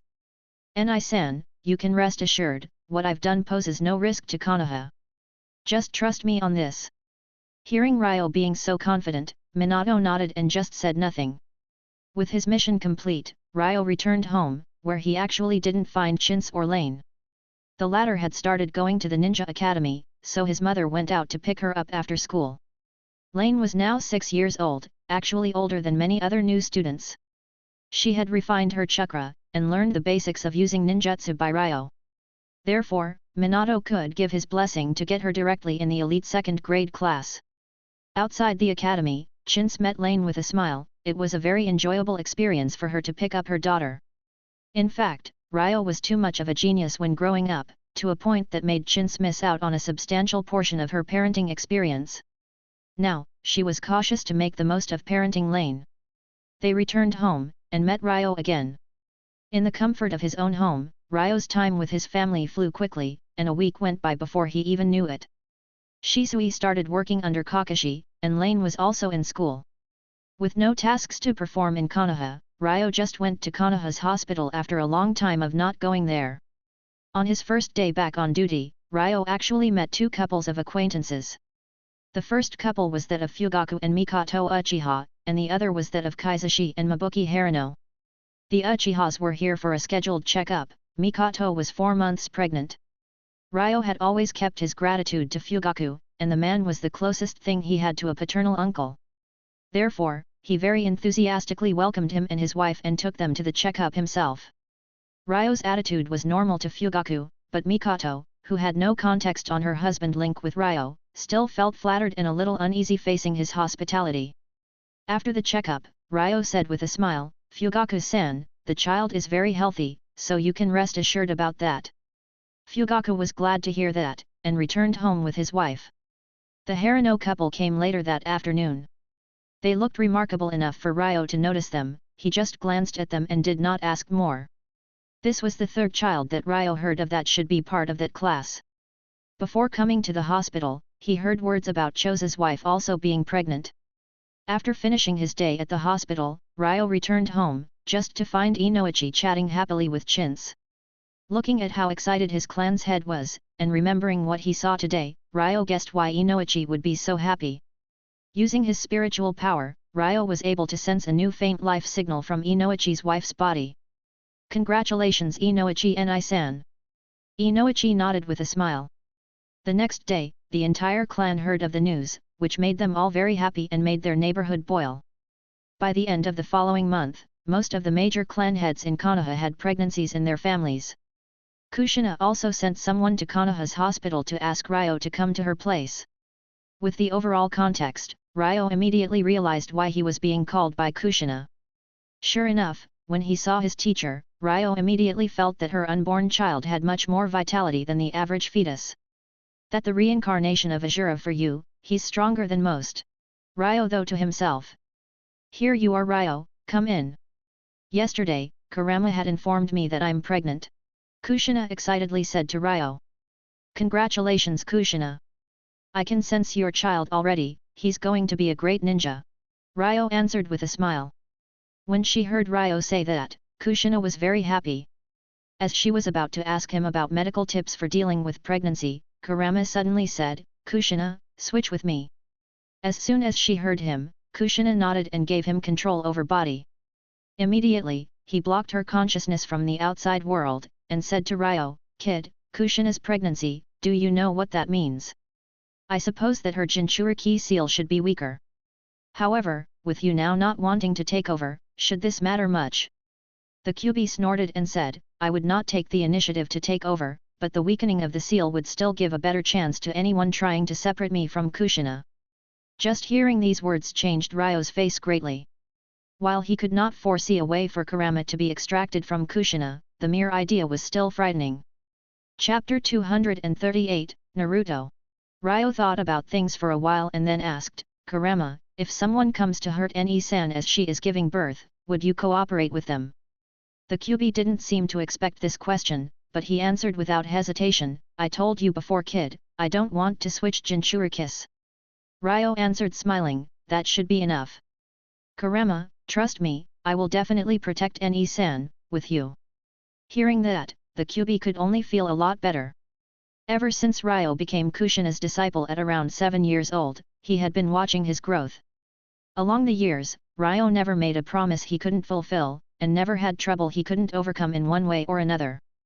Therefore, although the QB couldn't grasp the source of Ryo's confidence, he still believed in him, and returned control to Kushina. Kushina didn't get to hear any part of the conversation. Usually, now she would be arguing and urging Ryo to tell her about what she had missing. However, now she was just too thrilled by knowing she was going to be a mother, and all her interests in life revolved around the one in her tummy. She didn't have time for arguing. She got back to asking Ryo about what she should do to preserve the fetus's health, and he answered every question of her in details until Minato returned in the afternoon. "Honey, I'm back." "Hey, Ryo, you're here as well." Minato, who had just entered, found Ryo at home. As he was saluting him, he found Kushina rushing to him while desperately failing to hide her excitement. "Minato, I have good news to tell you," she said, trying to speak calmly. "What good news?" "Minato, you're going to become a father." Minato froze in place for a good while. He couldn't process the news quickly, and then he suddenly snapped out excitedly saying, "A father?" "Yes. You're really becoming a father." Kushina repeated her answer, and Minato had a large smile covering his face as he jumped on her to hug her closely. Ryo, who was looking from across the room, smiled and teleported back home. The next day, Ryo went to Minato's office to ask him for help with his teleportation technique. Ryo had been feeling at ease about the whole deal concerning Naruto's birth. After all, Obito knew the truth about Madara's plans, and the relationship between Kurama and Kushina was so good. But the words of Kurama got to him. For some reason that he couldn't identify, he couldn't feel relaxed anymore. Therefore, with nothing clear to prepare for, he could only focus on overcoming his own shortcomings, including his teleportation limitations. Minato's mastery over the use of the teleportation barrier technique was much better than that of Ryo, which enabled him to teleport disregarding distance. As for Ryo, he could only sense his marks up to a certain distance. After getting instructions from Minato, Ryo used Naruto's method to practice, creating 3 shadow clones to practice alongside with him. Time went by, and over 4 months passed. This was year 48 after post-Konoha's inception. Ryo spent this whole period practicing the teleportation barrier technique. Besides the period he had spent in Mount Myobuko, this was the longest time Ryo had ever taken practicing a single technique. Despite this, and despite the fact that he had been using shadow clones, Ryo still couldn't fully master this technique. Nevertheless, he still managed to achieve great improvement compared to before. It's time to start preparing, Ryo whispered to himself. At noon, he went to Minato and Kushina's place, and the former was the one to open the door for him. When he saw Ryo, Minato smiled and greeted him, "Welcome Ryo. Jiraiya-sensei is always here. We're discussing the matter of Kushina's labor." Ryo nodded, for he happened to want to discuss the same matter, along with another thing. The two entered the house together, and Jiraiya was inside eating lunch. "Oni-san, you're reading Jiraiya-san's book." Ryo noticed the tale of the utterly gutsy shinobi lying on the table. "Yes. This book is awesome. This is not an adaptation of legend or mere fiction, it feels more like an autobiography of Jiraiya-sensei." As Jiraiya heard Minato, he immediately came of the kitchen and explained, "I've written this book in my times of boredom in my early writing days. I couldn't manage to sell it. Now, I've listened to the advice of some knowledgeable people, and a book with the erotic elements I'm good at writing should be released soon." A wicked naughty smirk showed on Jiraiya's face. Minato seemed to ignore that last part, and said, "The main character of this book, I thought his determination to never give up was really cool. He's a lot like you sensei." Jiraiya was embarrassed, and his face blushed slightly. He is. This is why I'd like your permission to name my son after him. I really hope my unborn son could become a ninja that's just like this main character." Jiraiya was flustered, and quickly said, "Hey, are you sure? Naruto, that's just a name I thought of when I was eating ramen. What's wrong with that? It's a nice name. Don't you think so, Ne-san?" Ryo smiled and asked Kushina, who was watching the three chatting. Kushina smiled and nodded, "Naruto. It's a wonderful name." And so Naruto's name was determined, and then the three began discussing the matter of the day on which he would be born. The people Minato trusted the most in Konoha were in this room. He intended to entrust Kushina's safety to the two in front of him. While he was sure that Ryo would definitely be around Kushina to protect her, he knew that Jiraiya might not have thought that far. Therefore he said, "Jiraiya-sensei, I want you to protect Kushina when giving birth to Naruto. You should know well of the risks that involve a Jinchuriki upon delivery." Ryo also wanted to support Minato's case. "Jiraiya-san, don't leave the village around that period, it would feel uneasy without you around." Jiraiya sniffed and nodded, promising to do as they demanded. With that, Ryo felt greatly relieved. Then, he took the opportunity to ask Minato for permission to leave the village for about half a month. After some thought, Minato agreed to his request. After all, there was still over 4 months before Kushina would give birth, and there wasn't much for Ryo to do in the village. With the Hokage's permission, Ryo left Konoha alone. Destination, the Lightning Country's Hidden Cloud. Chapter 239, Intercepting Yujito Nii. The purpose behind Ryo's trip to the Cloud Village was very simply collecting the Nibi's chakra. He had already collected the Nanabi's chakra in the Waterfall Village, but since Korin's body only lacked yin chakra now, Ryo speculated that it wasn't going to receive much change upon receiving Komei's chakra. Therefore, Ryo planned to collect the Nibi's chakra whenever he had a window to do so. Of course, he was in no hurry, the Nibi was in the Cloud Village after all. After the Third Shinobi World War, the Cloud Village emerged as the village with the least losses after Konoha. Even after losing the third Raikage, they still had his son A, Killer B, and Yujito Nii. Killer B in particular was very special, he had mastered the use of his Biju's powers beyond any other Jinchuriki at the time. Even if Ryo and Korin were to face him together, they would not be able to do much, let alone if A and Yujito Nii were to join him. Using Ice Teleport and the Ice Lightning Chakra Flicker, Ryo reached the Cloud Village very quickly. Before he entered, he disguised himself as a normal civilian with the transformation jutsu, and hid his chakras so he couldn't be detected. This was the first step in Ryo's plan to get to Yujito Nii without having to face the entirety of the hidden cloud.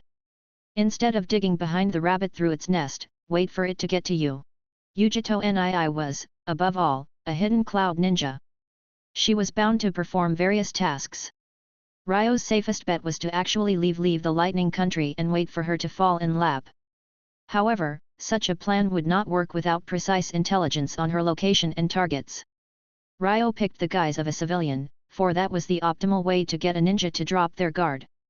After all, there is no reason to think that a civilian could ever be a threat to ninja. With his ability to hide his chakra, Ryo created a powerful illusion of vulnerability around himself. This was to allow him to approach ninjas, and then use his powerful genjutsu to get information out of them on Yujito Nii's next mission. In this way, as he used his chakra hiding technique, Ryo managed to fool the censor ninjas and the boarders, and he successfully got into the village. His next step was to find someone who would know of Yujito Nii's next mission. Someone of her caliber shouldn't be performing missions that are beneath a tier. For someone to have information on such a task, they need to be at least elite jonins. As he roamed the village, Ryo was looking for someone of that caliber. Sure enough, after a 10-minute search, he stumbled upon Dode. Ryo remembered that Dode was part of the division that had to face the revived Third Hokage during the Fourth Shinobi World War along with Naruto and the others.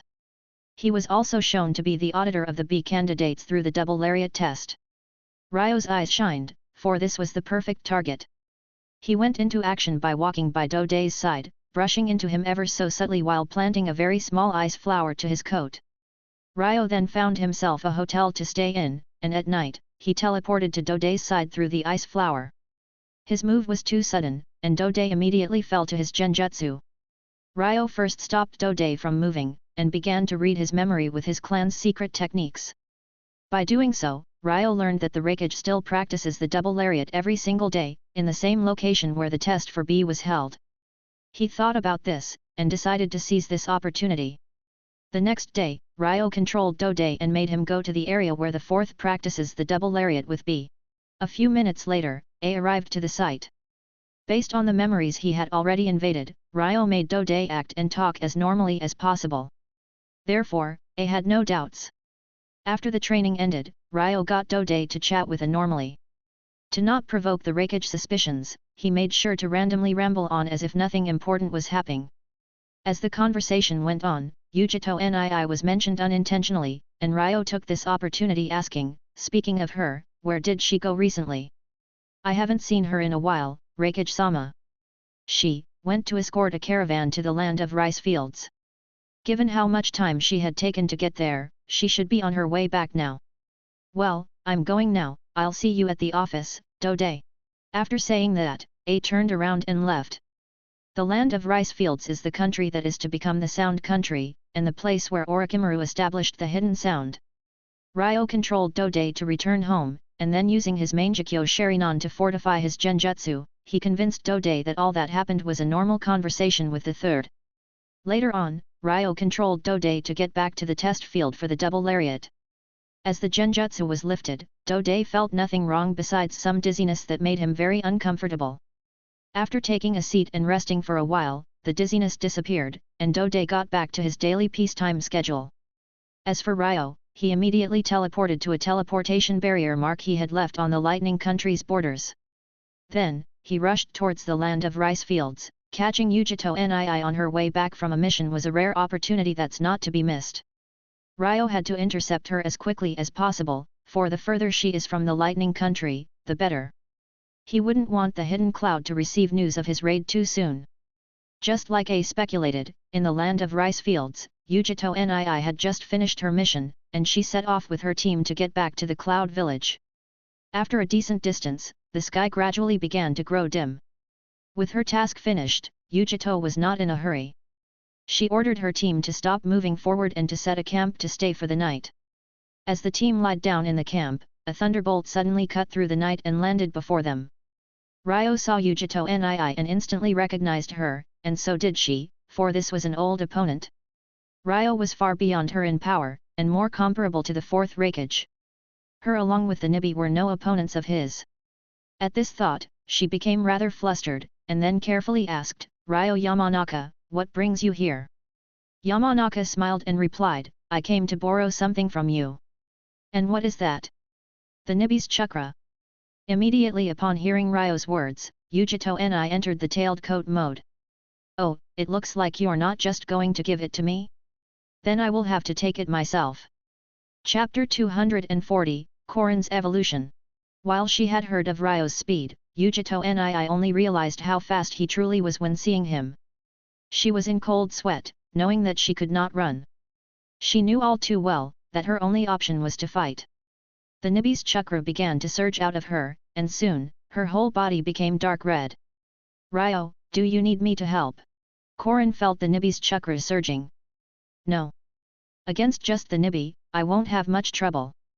As Ryo spoke, he activated his Mangekyo, using it to enhance his Ice Lightning Chakra mode, and then focused the Violent Lightning Chakra in his fingers. As she saw him do that, Yujito Nii was shocked, this is Hell Stab. Indeed, this is Hell Stab, the jutsu that your fourth Hokage had to offer us in exchange for peace. Yujito Nii, we should run. We can't go against this jutsu.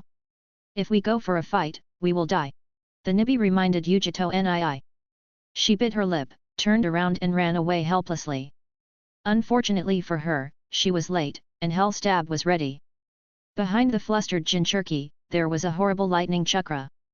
Matatabi was shocked, we can't avoid him. Yujito Nii heard her biju and released more chakra. A massive cat shrouded in a cobalt blue and black flame finally appeared. She turned around, shooting a biju dama in Ryo's direction.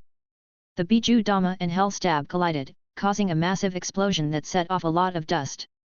After a while, the aftermath could be seen. The impact slammed the Nibi into a massive rock in the distance. As for Ryo, his Mangekyo enhanced lightning chakra mode made his lightning armor much more robust.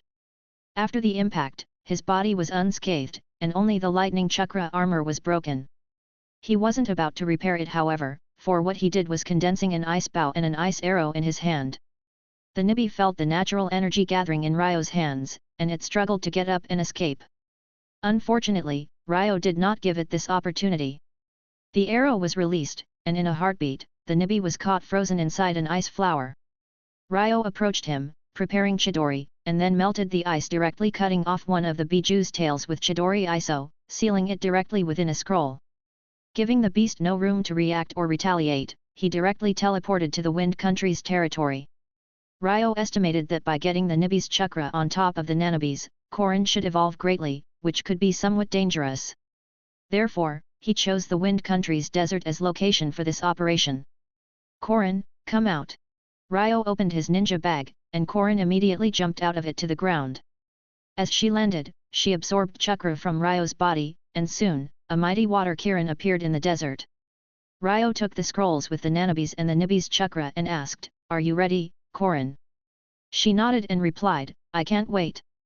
Ryo laughed, and then undid the seals on the two scrolls, injecting Korin's body with the Nibi's and Nanabi's chakra. On the other hand, Korin controlled her own chakra to fuse with them. It wasn't a swift process, but a few hours later, it was complete, and Korin's body began to change. She started to grow in size, reaching, and eventually even surpassing the other biju. The chakra in her body disappeared and was replaced by natural energy.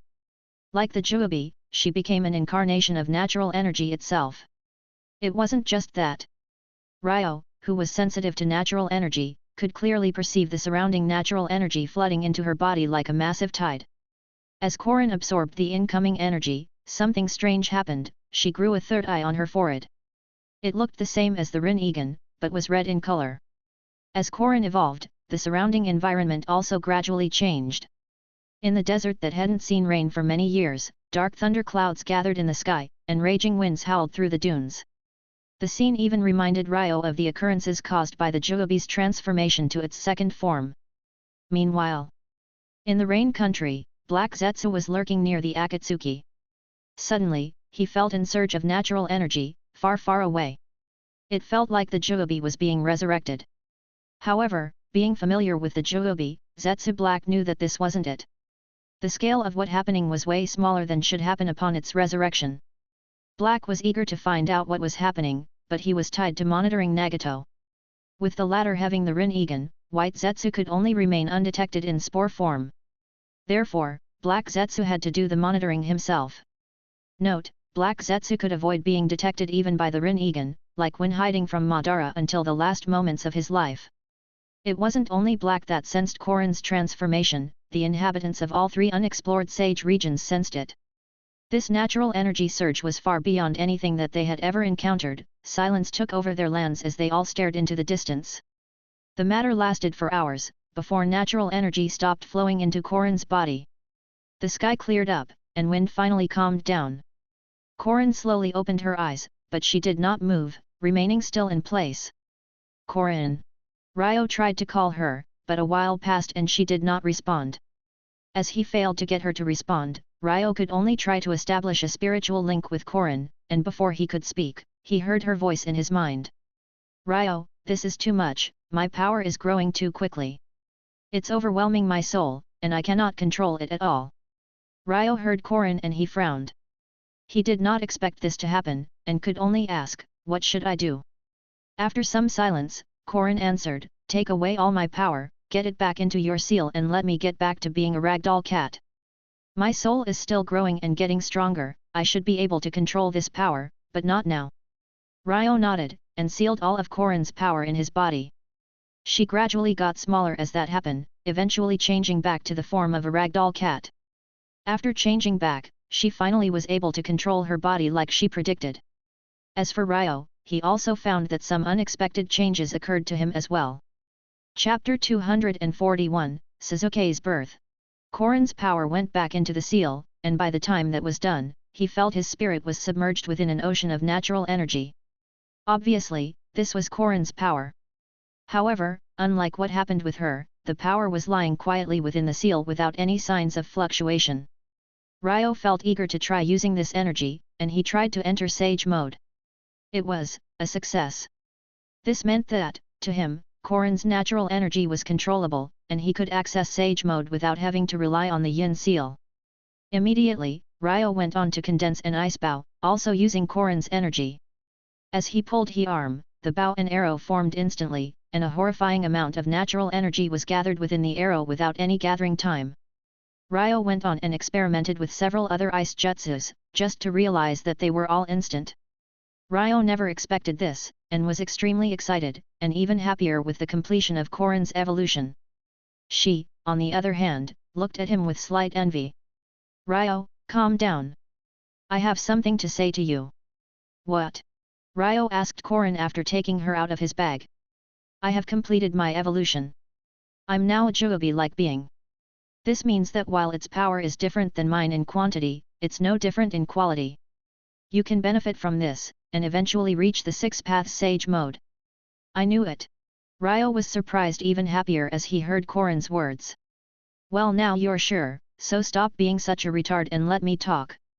I'm feeling bad anyway, and you. Ryo's face turned gloomy as he heard Korin, and he directly put her back in his bag while she was speaking. She struggled to jump out, and then shouted to Ryo, I'm not through yet. Ryo, teach me the secret techniques of the Yamanaka clans to help me evolve my spirit. Ryo sighed and nodded, and then established a spiritual connection with Korin, teaching her all he knew about his clan's jutsus.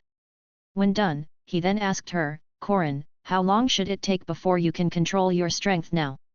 After some thought, Korin answered, now that I've learned your techniques, it should take me around 4 to 5 months. By then, I should be able to control my power for short bursts of time. Ryo nodded and asked no more, and got Korin back in his bag to practice the techniques she just learnt.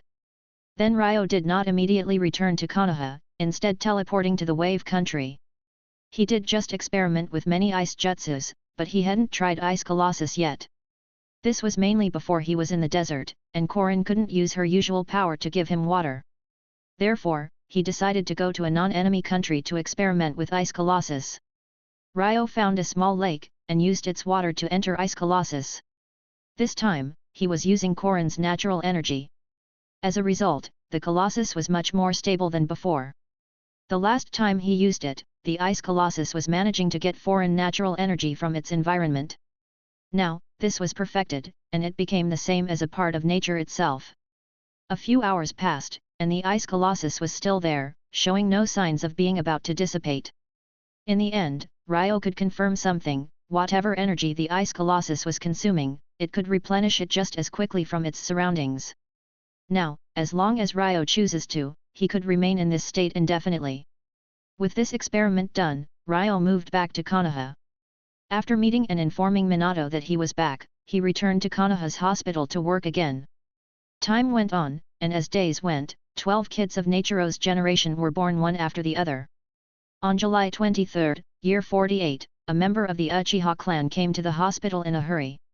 He asked for a certain female medical ninja, an Uchiha as well. Seeing this, Ryo knew that Sasuke was about to come to this world. Sure enough, the next day, the Uchiha clan announced and celebrated the good news: the clan head's wife, Mikoto Uchiha, gave birth to her second son yesterday, and he was named Uchiha Sasuke. After receiving the news, Chintz wanted to go congratulate Fugaku's family personally, and Ryo agreed immediately as he heard her. Even if she didn't make the suggestion, he himself had already planned to see Sasuke. On one hand, this was Fugaku's child, in the other, Ryo wanted to go and see Indra's reincarnation himself. On a full moon night, Ryo quietly sneaked into the Uchiha's district after leaving work at the hospital. Being the clan head, Fugaku naturally lived in the center of the district. Ryo understood well that his relationship with the Uchihas wasn't exactly the best, so while letting his mother go to Fugaku's place to congratulate him normally, he chose to sneak in instead, just to avoid causing his uncle trouble. After reaching the house, Ryo perceived only 3 chakras, 2 of adults and 1 of a baby. He knew that it should be Fugaku, Mikoto, and Sasuke. So he approached the house carefully, entering through a window. As soon as Ryo entered, he heard Fugaku, who.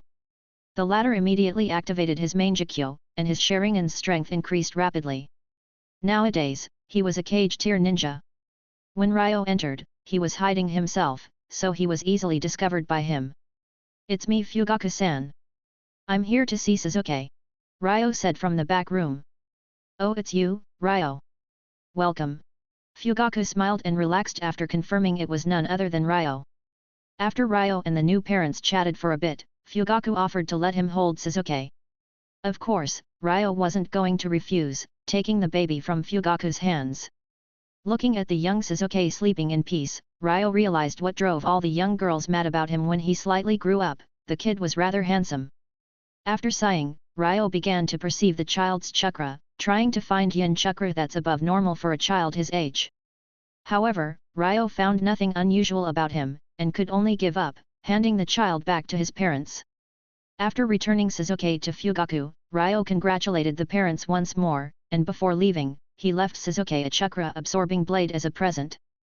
After leaving, Ryo went to Minato's place. At this time, Kushina's belly was getting bigger every day, along with the life within it. The night on which Naruto will be born was approaching. Chapter 242, Action in the Dark.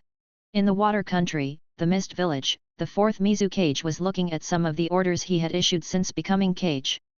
After Madara's death, his control over Yagura naturally disappeared. Obviously, Yagura did not know that he being controlled when this happened and only had blanks in his memory. But as he looked back at some of the orders he had given during the past period, he started feeling suspicious. Fast forward, he was able to figure out what happened to him, and also conclude some the purposes of his controller. Being someone fit to become a Kage, Yagura was certainly not lacking in wit. He had already guessed from the day on which control over him was lifted that the one behind this had died.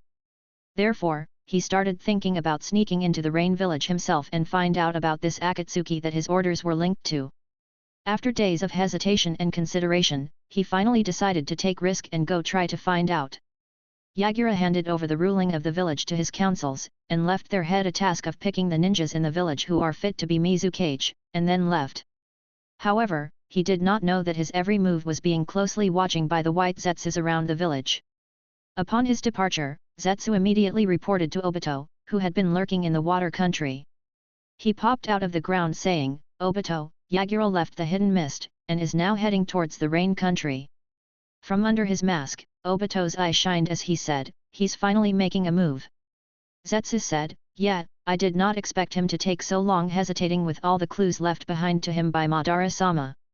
I actually started doubting that he'd act. Well, a well-guided prey cannot escape a hunter's hand. Now, let's get prepared. After that, Obito and Zetsu both disappeared. Yagura, who did not know that he was being watched, was advancing out of the country. Obito and White Zetsu had already set up an ambush for him on the borders of the water country, waiting for him to fall in the net.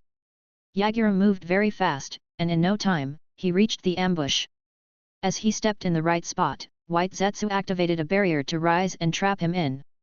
Obito, and several White Zetsu clones emerged around the trapped Mizukage. Looking at the white barrier around him, Yagura looked very calm, not panicking at all. This made Obito feel somewhat uneasy. However, he quickly chased away his anxiety, and in the tone of Madara, he said, Yagura, we meet again. Yagura smiled, and said with some sarcasm in his tone, oh, so you're the one who was controlling me before. You'll know soon enough. Obito assumed a fighting posture, letting two chains hang down from his arms like he did in the manga against Minato. Alright. When I catch you, I'll know everything I need to know. Yagura was not to be outdone, and red chakra began to ooze from his body. He was now the Sanbai's Jinchuriki, and with most of the latter's soul sealed and taken by Ryo, it was even easier for him to control his Biju. Therefore, he felt no worries upon seeing Zetsu's barrier. As he went into the battle, he was extremely confident. If only his opponent wasn't Obito, of all people.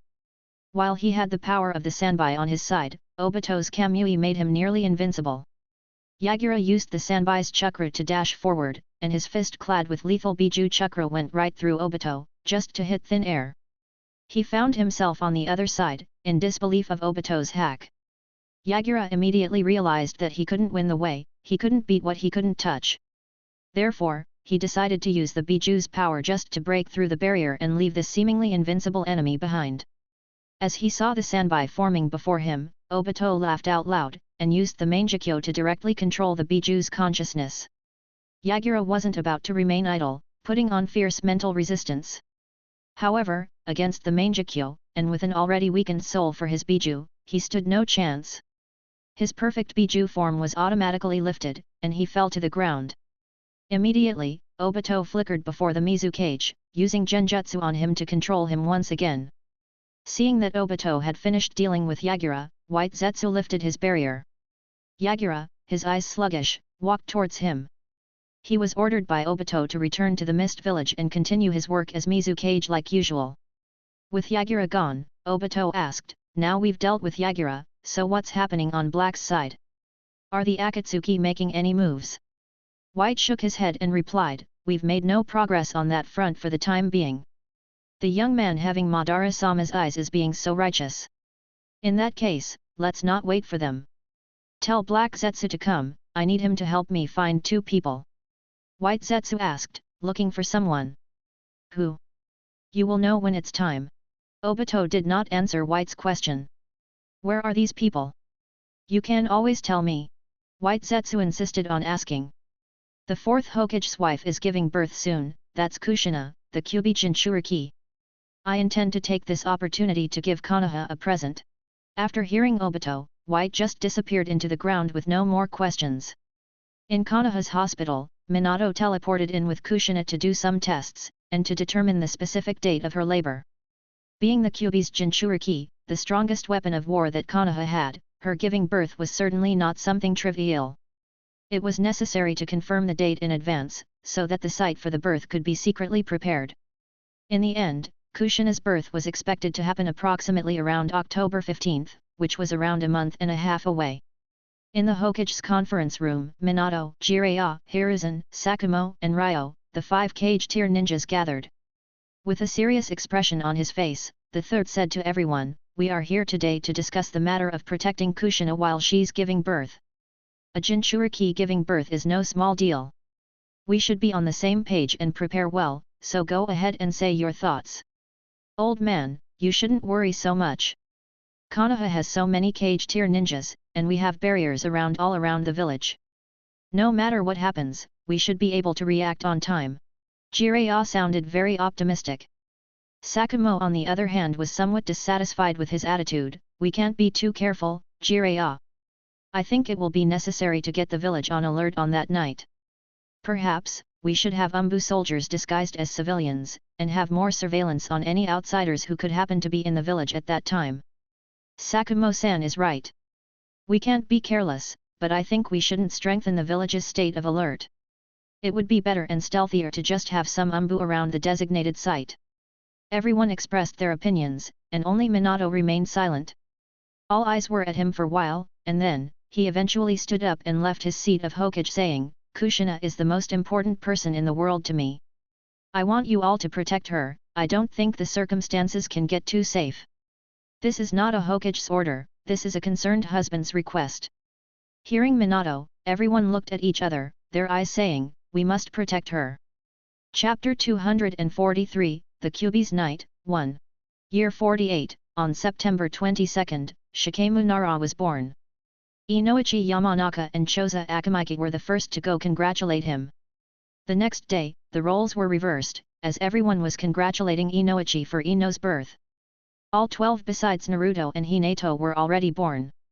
On October 5, the 3RD's wife, Biwako Sarutobi went to Kushina's place. Kushina's pregnancy wasn't actually widely disclosed, and it was known by only a small number of people. This meant that her pregnancy couldn't show to people. Therefore, the third told her to try to stay at home until she gives birth. This way, she would only go out one time, going directly to the designated birth site. While her character was of one that would escape, Kushina did change after marrying Minato, somewhat maturing to help him preserve his image as Hokage. But after such a long time stuck at home, Kushina had enough. As she opened the door for Biwako, she took the chance to walk into the street, and go directly to the place chosen for Naruto's birth. Along her way, Biwako urged her to get back and wait for the night again and again, just to be answered by Kushina's smile as she walked slowly. In the middle of the day, Kushina encountered Mikoto holding Suzuki in her hands. The two women had a good relationship already, and being that they were sharing this experience of motherhood, the two stopped and chatted a little. As for Biwako Sarutobi, she was watching quietly from across the street, her face pale as she tried her hardest to keep herself from panicking. After Kushina reached her destination, Biwako immediately opened the barrier outside the house, and then told Kushina that they would live in this room until the child is born. Meanwhile, in the Wind Country's desert, Ryo was testing Korin's ability of controlling her body. After several months of actively evolving her spirit by practicing the Yamanaka clan's techniques, Korin was finally able to control most her power, and able to maintain her Biju state for about 5 minutes. She was confident that, during these 5 minutes, she could beat even the Kyuubi. As Ryo was far away preparing for the fight, an uninvited guest appeared on the Hokage mountain of Konoha. He was dressed in black, with a yellow and black mask hiding all his face besides his eye which faintly showed through the hole in the mask. Long time no see, Konoha. Obito sighed, and then scattered several white spores around the village, before finally disappearing. In the Uchiha's district, in the underground bunker of the Naka Shrine, Obito stood before a stone tablet, activating his Mangekyo to read it. As he read through it, he felt the whole area was familiar. In fact, since he had his memories sealed by the dying Madara, he would get a headache whenever seeing anything familiar. Fugaku-san, what brings you to the Naka Shrine so suddenly? Obito suddenly heard a guard's voice. When hearing movement outside, Obito immediately disappeared. Just as he left, Fugaku pushed the door in. After confirming that there was no one around, he also opened his Mangekyo, staring at the tablet for the 100th time. After leaving Konoha, Obito returned to the Wave Country, to his temporary stronghold of choice. There, White and Black Zetsu were awaiting him with 2 assistants. The first was Sasori of the Red Sand, and the other was Kakuzu. Sasori had deep hatred to Konoha, and Kakuzu did also have his fair share of trouble with them. Black Zetsu relied on this and successfully convinced them to help. Of course, it wasn't for free. Sasori wanted 3 white Zetsus, and of course, Kakuzu wanted money. When told about these requirements, Obito agreed. Notably, he never appeared before neither of them, letting Guru do all the work. The two also know that the pale white man wearing a spiral mask before them was not the one behind the scenes, but they didn't care. Sasori's hatred towards Konoha and Kakuzu's love of money were more than enough to get them to act without questions. Soon, it was October 10th. As Naruto's birth could happen on any day, Biwako was paying special attention to Kushina day and night, and today was no exception. In the evening, Kushina suddenly felt sharp pain in her belly. Biwako immediately called a medical ninja, and sent an umbu to inform Minato. In the past few days, Ryo and all the other cage tiers were all on high alert. Even Jiraya's nerves were tense, which was rare. From time to time, Ryo would enter sage mode and scan the entire area of Konoha for intruders, and would pay special attention to Kushina's state. When he suddenly perceived an umbu running towards the Hokage's office, he realized that Naruto was about to be born. Ryo didn't want to intrude if not necessary, leaving the birth site to Minato and not leaving ice there. Therefore, he went in as close as possible, to interfere whenever he is needed. After receiving the information from the umbu, Minato immediately teleported to Kushina's room. Some spores were attached to him, and allowed Obito to know his location. With Obito's word, Black Zetsu, White Zetsu, Sasori, and Kakuzu all broke through the barrier around the village all at once. Ryo immediately noticed their entrance, and as he was ready to notify Sakumo of the situation, he immediately sensed hundreds of White Zetsu appearing in the village. They were all popping out of the spore spread by Obito in advance, and they absorbed Konoha's ninja's chakra to grow instantly.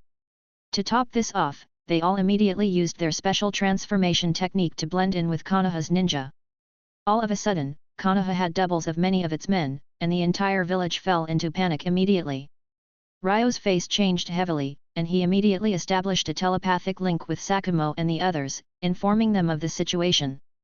Sakumo-san, Jiraiya-san, you should probably face Sasori and Kakuzu. And Sandaime-sama, you go find Orokai-san, for only he has a way to distinguish this special form of transformation technique. I'm going to Ne-san's side. Sakumo and the others also realized the seriousness of the matter. They all agreed with Ryo's plan, and started to act by it immediately. Ryo's ice lightning chakra mode broke out, and he opened up his Mangekyo to further empower it while on the way to Kushina.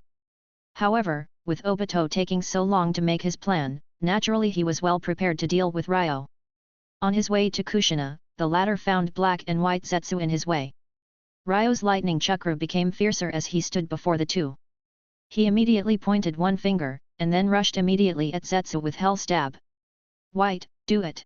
Hearing Black's words, White Zetsu immediately sneaked into the ground, and then a wooden man popped out of it. Would release? But you're no Hashirama. Ryo's Hell Stab immediately shattered the wooden man standing before them. What he never expected, however, was that Black Zetsu was integrated with the wooden man, which gradually but quickly got reformed. Chapter 244, The Kyuubi's Night, 2. As the wooden giant made by Black and White Zetsu stood in Ryo's way, Sakumo and Jiraiya were also having hard battles of their own. Sakumo's opponent, Sasori, was giving him a headache, for he had finished turning Hirako into a puppet. This puppet had good defensive and melee capabilities, effectively making up for the shortcomings that the puppet division of the Sand Village usually had to suffer. Sasori could now hide inside controlling his puppets from distance, not having to worry much about being hurt by Sakumo. This made the latter's methods of dealing with Cho lose their usual effectiveness. As he couldn't afford to be poisoned, Sakumo could only dodge for a while. As for Jiraiya, he wasn't doing much better either. Since he didn't have enough time to enter Sage mode, he wasn't much stronger than Kakuzu. As the latter knew that he was no opponent of Jiraiya, he chose to spread his masks to spread his attention. With his 5 hearts that allow him mastery over all 5 main elements, and with great power in each of them, Jiraiya couldn't just let Kakuzu attack Konoha, and was forced to have a fight that didn't suit his pace. As for the third, he did find Orochimaru, and together, they began to look for the White Zetsus hidden all around Konoha. Studying their corpses for such a long time, Orochimaru was well familiar with White Zetsu's chakra. Therefore, he could easily distinguish them by it. Unfortunately, he did not practice Sage mode, so he had no way of scanning the village on a large scale. He could only wander around the village with the third and neutralize the Zetsu little by little. The first step of Obito's plan was a success. Ryo and the others were all held back by several obstacles. Around Kushina, only Minato and several umbu were left. The Umbu naturally shouldn't be able to even touch Obito, and the only threat to him was Minato. Therefore, he did not rush to move in, hiding himself in the Kamui space instead, waiting for Kushina to give birth. As she was in contractions, Minato had to stick by her side. Meanwhile, the Umbu guarded the area. Very easily, Obito dealt with these Umbu, passing through the barrier around the chamber. As he passed, the Kyuubi was the first to sense him. He knew that anyone that would go through the barrier in such circumstances wouldn't mean good. The child was not yet born, and Kurama hesitated to notify Kushina for a moment. The most important thing at the moment was that she would give birth safely. He knew how much she already loved her unborn child, and how many expectations she had out of him coming into the world, so he could only suppress his anxiety. Kurama wasn't trying to emerge, and Myanto had it easier than how it was in the manga. Now, he only needed to repair the seal after the child is born, and that would prevent anyone from taking the Kyuubi away from her body. Kushina, you can do it. Minato's encouragement gave power to Kushina, and a baby's loud cries echoed in the chamber. Naruto was born. Baiwaku took the child up and approached Kushina to let her take a look at her unborn son, and then took Naruto and left. Thank you, Kushina.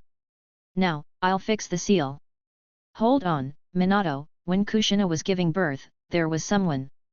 The Kyuubi wasn't through talking, when Minato heard the screams of Baiwaku right outside the door. Entering with Naruto in his hands, Obito said to Minato, Yondaime, step away from the Jinchuriki, otherwise, this boy's life will have lasted less than 1 minute. Minato's face became gloomy and tense immediately. He had no idea how the masked man went through the barriers without making a sound, nor did he have an idea on who it might be under the mask. Now, he could do nothing, he could not afford to act rashly. I told you to step away from the Jinchuriki. Don't you care about your child's life? The masked man said as he pulled out a kunao, facing the frowning Minato. Wait, just, calm down. That's to be said to you, I'm as calm as can be. The masked man's tone had a hint of sarcasm within it. Minato was in a dilemma, he had to choose, wife, or son. At this moment, he heard the Kyuubi's voice, I will protect Kushina. Even if I'm extracted out of her body, I will leave part of my chakra, and guarantee that she would survive for a short time.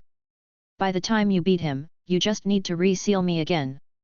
Now, go save Kushina's child. Hearing Kurama, Minato's eyes became firm. Meanwhile, the masked man lost his patience, throwing Minato into the air, wrapped in a cloth filled with explosive tags. Minato immediately flickered to Naruto, catching him in mid-air. You are really the yellow flash. But, what about this? The masked man praised Minato, and then activated the tags. Within the heartbeat that made the tags flicker, Minato teleported to another room with Naruto, and then immediately after throwing the cloth, he fled the explosion. After confirming that Naruto was not injured, Minato immediately moved back to his place, placing him in a crib and covering him with a quilt. You'll be safe here. Naruto, Dad is going to be back soon. I have to go save your mother now. After Minato finished his words, he disappeared. At the same time, his mark on Kushina's seal was destroyed. She weakly asked the masked man, why, are you doing this? I'm going to extract the Kyuubi out of your body, and destroy Konoha. Minato's Flying Thunder God Jutsu allows him to teleport between locations where he has placed his marks. It appears he also placed one of those marks on your seal. We should hurry up. The masked man activated his Mangekyo, and his consciousness flashed through Kushina's body. Kurama knew that he was about to be extracted, therefore, he immediately separated part of his chakra and consciousness to preserve Kushina's life. Just as he finished this separation, his eye took a Mangekyo's pattern, and then his consciousness was blurred. Minato's constantly protecting you, but now I have separated you. I have long awaited this moment. Now, come out. Kyuubi. After destroying the seal, the Kyuubi gradually flowed out of Kushina's body, to appear in all of its horrifying might in the world. Excellent. Now it's time to face Konoha. Wait. Kushina tried to stop the masked man. The Uzumakis are really something, you're still alive even with your Biju extracted. You were the Kyuubi's Jinchuriki, it's only fitting that I kill you with it. As the masked man said those words, he controlled the Kyuubi to stomp Kushina. She was going to die, and all hope was gone, when Minato flickered in time, saving her with the Flying Thunder God. You really do move like a flash, but you are late, like always. Minato, Naruto, is Naruto safe? Yeah, he's fine, don't worry. Kushina sighed with relief, and then said to Minato, Minato, you have to stop the masked man. He wants to control Kurama to destroy Konoha. Minato's face was heavy, but he just teleported with Kushina back home. The masked man saw Minato teleporting away, and just turned around with the Kyuubi, controlling it towards the village. Minato put Kushina to Naruto's side, and said to comfort her, don't worry about that, just stay by Naruto's side. I'll be right back. Chapter 245, The Kyuubi's Night, 3. While he was fighting the wooden giant, Ryo felt that the Kyuubi's chakra was separated from Kushina. He felt unprecedented burning rage in his heart. He wanted to leave everything and run to Kushina's side, but Black Zetsu's integration within the wooden giant stood in the way, for no matter how many times he took the golem down, it went back up too quickly for him to react. Fully aware of the dilemma that Ryo was suffering, Korin suggested, Ryo, use your ice colossus, and crush this giant into oblivion. I do not think that it would recover fast enough then. Ryo was desperate, and had to act quickly. He helplessly agreed with Korin's suggestion, controlling the surrounding water quickly and freezing it. In no time, a colossus even larger than the wooden man appeared before Black and White Zetsu. Black had never seen Ice Colossus before. However, being Kagaya's son, he was very sensitive to natural energy, and could feel an unprecedented threat from the colossus before him. White, what is this? Do you have any idea? White Zetsu nodded and replied, this is a mysterious trick of Ryo Yamanaka. It seems to be called Ice Colossus. He seemingly turns himself into ice and then grows bigger, like an akamike. His power in this form is immense, and not to be underestimated. As Black Zetsu heard this explanation, he was relieved. If it was as simple as White Zetsu described, there would be nothing to fear. However, the next second, after the Colossus's punch destroyed the majority of the wooden golem's body, he realized how horrifying it truly was. Black immediately began to repair the golem, but the self-repair speed was no match to that of Colossus's fist. In a heartbeat, the wooden giant was destroyed into smithereens. Both Black and White Zetsu realized that the situation was no good. After taking the opportunity to slip away, Ryo left the Ice Colossus state and directly teleported to Kushina's place. Ne-san. Are you alright? Ryo barged in through the door, to find Kushina lying next to Naruto, looking at him with weak eyes. He was relieved to see that she did not suffer any injuries. Ryo, don't worry about me. Go to Minato, there's a masked man who took away Kurama from me. He wants to destroy Konoha. Kushina said to Ryo. Ryo's face became heavier and gloomier than ever before.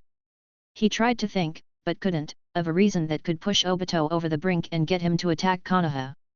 Upon hearing Kushina, he realized that his plans went way wrong, and that he had to face Obito and ask him about this face to face. Ryo, hold on. Ryo was leaving when Korin stopped him. What, Korin? Now the situation is very urgent. This is an emergency as well. I can still feel Kurama's consciousness in Kushina Ne-san's body, but it's very weak. Korin explained immediately. Ryo was surprised, and immediately moved to Kushina's side, just to realize that the Kyuubi had left a shard of his soul and a tail's worth of chakra inside Kushina's body. Ryo, let me into Ne-san's seal, I have a way to strengthen Kurama's consciousness. Ryo nodded and did not hesitate, taking Korin out of his bag and placing her over the seal.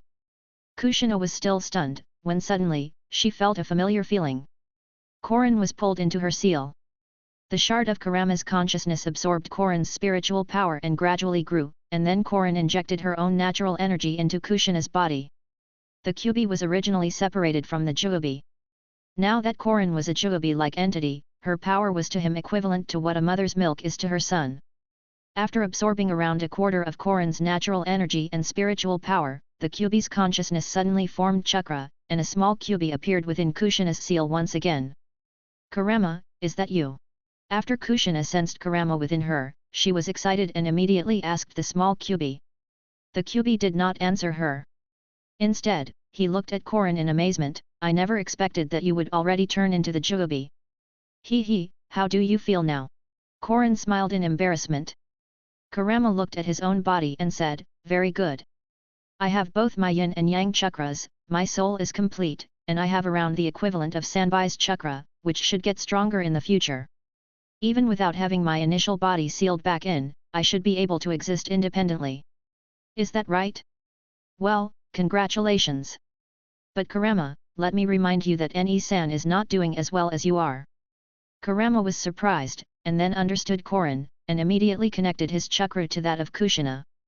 Having her power nourished with that of the Kyuubi, Kushina's body began to recover. On top of that, because of the presence of this small Kyuubi, her life was no longer threatened in any way. Kurama? It's really you. But, haven't you been taken away by the masked man? Yes. But when I was extracted, I left a shard of my consciousness and about a tael's worth of chakra to secure you survival for a good while. However, I didn't expect that the kid's Biju had already evolved into a special existent that could turn that bit I left into a complete soul that has a lot of chakra. Kurama explained to Kushina. Is that right? It turned out that Korin is that powerful. With the support from the Kyuubi, Kushina's state was a lot better, and her previously faint voice was now full of enthusiasm. Seeing that, Ryo finally was able to smile. Ne-san, you stay here and rest. Korin and I will go to help Minato Ne-san. As Ryo was speaking, Korin left the opened seal, and both of them teleported away. When rushing towards Obito and the Kyuubi, Korin said to Ryo anxiously, Ryo. I just gave Kurama too much of my spiritual power and natural energy, and it seems like I cannot control my body anymore. Ryo did not care about that, the most important thing to him was that Kushina was safe. What's more, this Ryo was nothing like his former self, and he now had enough confidence that he could get the Kyuubi under control without needing his Biju. Of course, he thought he could only keep the Kyuubi from destroying Konoha. To actually beat it, he needed Korin, or to have better control over his Mangekyo. For now, he could only stall and wait for the other cage tiers of Konoha to beat their opponents, and then seal the Kyuubi together. The third and Orochimaru had cleared up a decent part of Konoha's territory, and while they were at it, the latter collected a large number of white Zetsu corpses. The third felt that this was very strange, but he did not ask much. After all, he fully trusted his disciple. Sandame, the Kyuubi was extracted from Ne-san by a mysterious man, and we must now immediately stop it. The third and Orochimaru heard Ryo's voice in their heads, and their faces changed greatly. Where is the Kyuubi? Hiruzen immediately asked. Ryo replied immediately, I am heading towards Konoha's center. Hearing Ryo's response, the third immediately rushed to the center of the village, and Orochimaru, who was dealing with the Zetsu, went to follow him up. Orochimaru, while the Kyuubi is the biggest threat to Konoha, these white creatures are also very dangerous. Only you could identify them. Although I'm old, I can drag the Kyuubi down for a while. You don't have to worry. After the third said that, he turned around and continued his path. Orochimaru looked at the third disappearing, and then turned around muttering to himself, Don't die, sensei.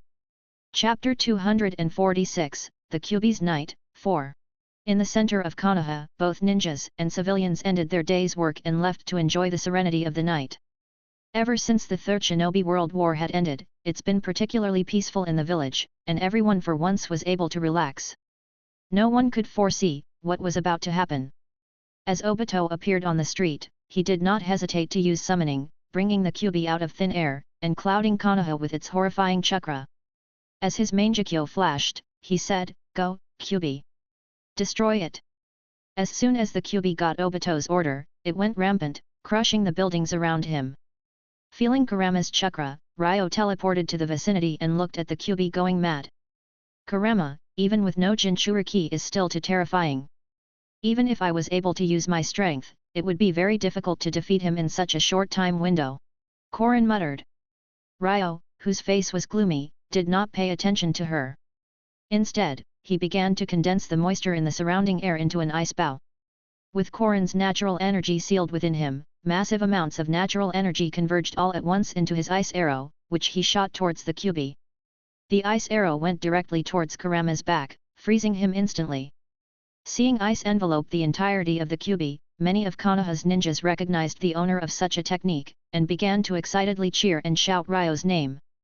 Ryo couldn't not afford to even notice their voices. He hurriedly rushed to the Kyuubi, activating his Mangekyo to undo Obito's control over it. Unfortunately, Ryo tried this for a while, and just when he was about to succeed, the Kyuubi managed to break out of the ice. The attack only served to anger him, and he immediately shot a rapidly condensed Biju Dama towards Ryo. The latter had to act fast, so he condensed the ice that fell off the Kyuubi into a massive ice hand that extended from his body, catching the Biju Dama and throwing it towards the forest of death. A few seconds later, a massive explosion could be heard. The light almost brought day to Konoha, as a good portion of the forest of death was turned to a scorched land. "Korin, help me with the water." Ryo had to take a risk, he had to go all out. Konoha building could be reconstructed, but lives could not be restored. Now, no matter what, he had to stop the Kyuubi. Korin heard Ryo, and used her energy to gather water. She had just enough control energy to do so, and then she had to let go and leave the rest to Ryo. He immediately froze the water Korin had gathered, and in no time, the ice colossus stood before the Kyuubi. Ryo felt so powerful in this mode, and his confidence was greatly increased. He raised his hand, and went in with punch directed towards Kurama's head. Feeling the threat of the ice giant before him, the Kyuubi decided not to resist the punch, choosing to evade instead. The punch went past him, but Ryo's onslaught was far from over, for he had already anticipated where the Biju might escape. As Kurama ducked, he found another one of Ice Colossus's fist awaiting him. The Kyuubi was hit in the stomach, and the impact was so huge, it threw him far away. Kurama struggled to get up, feeling great pain that made him more and more violent and agitated. He opened his mouth, and condensed a massive Biju Dama. With this one however, he took his time. "Ryo, this one is much more powerful than the last time, even Ice Colossus could be blown to pieces if you try to block it." Feeling the terrifying power of the incoming attack, Korin could only tell Ryo of what she had perceived. "I know. I don't plan on going against this one, our backup is finally coming." "Backup? How could the old man block such an attack?" Korin thought of the third Hokage. Ryo did not continue to explain, and looked back at the Kyuubi. With firm eyes, he watched the Biju Dama leaving its mouth and coming his way. As it was about to make contact with him, a barrier was formed, one that enveloped it and then seemed to absorb it. In a heartbeat, the Biju Dama was no more. The teleportation barrier. "This is Minato." Korin saw the teleportation barrier many times, and recognized it at a glance. "Yes, but there's another uninvited guest that came along with him." "Is that the one who took Kurama from Ne-san?" "It should be him. Minato Ne-san should be able to deal with him, and we should focus on Kurama." After that, Ryo rushed towards the Kyuubi. On the empty land before the place where Kushina gave birth to Naruto, Minato looked like he was in a dilemma. His last attack against the masked man went right through him, and then, his hand was caught, and he was almost absorbed. He only could escape this fate because he could use the Flying Thunder God and escape to this place. Obviously, Obito followed him. As soon as he appeared, Minato felt space fluctuating, and understood how he moved away with Kushina. He defeated the Umbu under the direct command of the third, got past the most powerful top-secret barrier we have, and must have known that the seal would be weak while Kushina was giving birth. Then, with the seal undone, he tamed Kurama, took him, and marched straight into Konoha without so much as pausing to deal with the barrier. "There's only one man I can think of that makes sense." "Are you Uchiha Madara?" "No. You couldn't be, he's long dead." The masked man uncovered his head and said contemptuously, "Oh. I don't know about that." Minato's face was becoming more and more serious. "On second thought, it doesn't matter who you are. But why are you attacking Konoha?" "You know. It's on a whim, it's part of my plan. To start a war, to bring peace." As the masked man was speaking, he let the chains locked to his wrists fall slightly. Minato did not say anything, and the two looked each other for a while before rushing in. Minato's attack went through the masked man, but then he was almost caught by his chains. Immediately, he slipped away using Flying Thunder God. This fashion of attack, along with the space fluctuations Minato felt, allowed him to have some speculations on the masked man's weakness. He could guess that at least, he had to materialize when attacking. This meant that those moments when he attacks are the ones when he's most vulnerable. To damage this man, Minato's only chance was to trade blows with him. On top of this, Minato could also guess that this man was the reason behind the Kyuubi's rampaging. He had to act quickly, for wasting time was in the masked man's favor. It was a battle of speed between the fastest man in the world, and a man that could not be touched. Without hesitation, Minato dashed in, and so did his foe.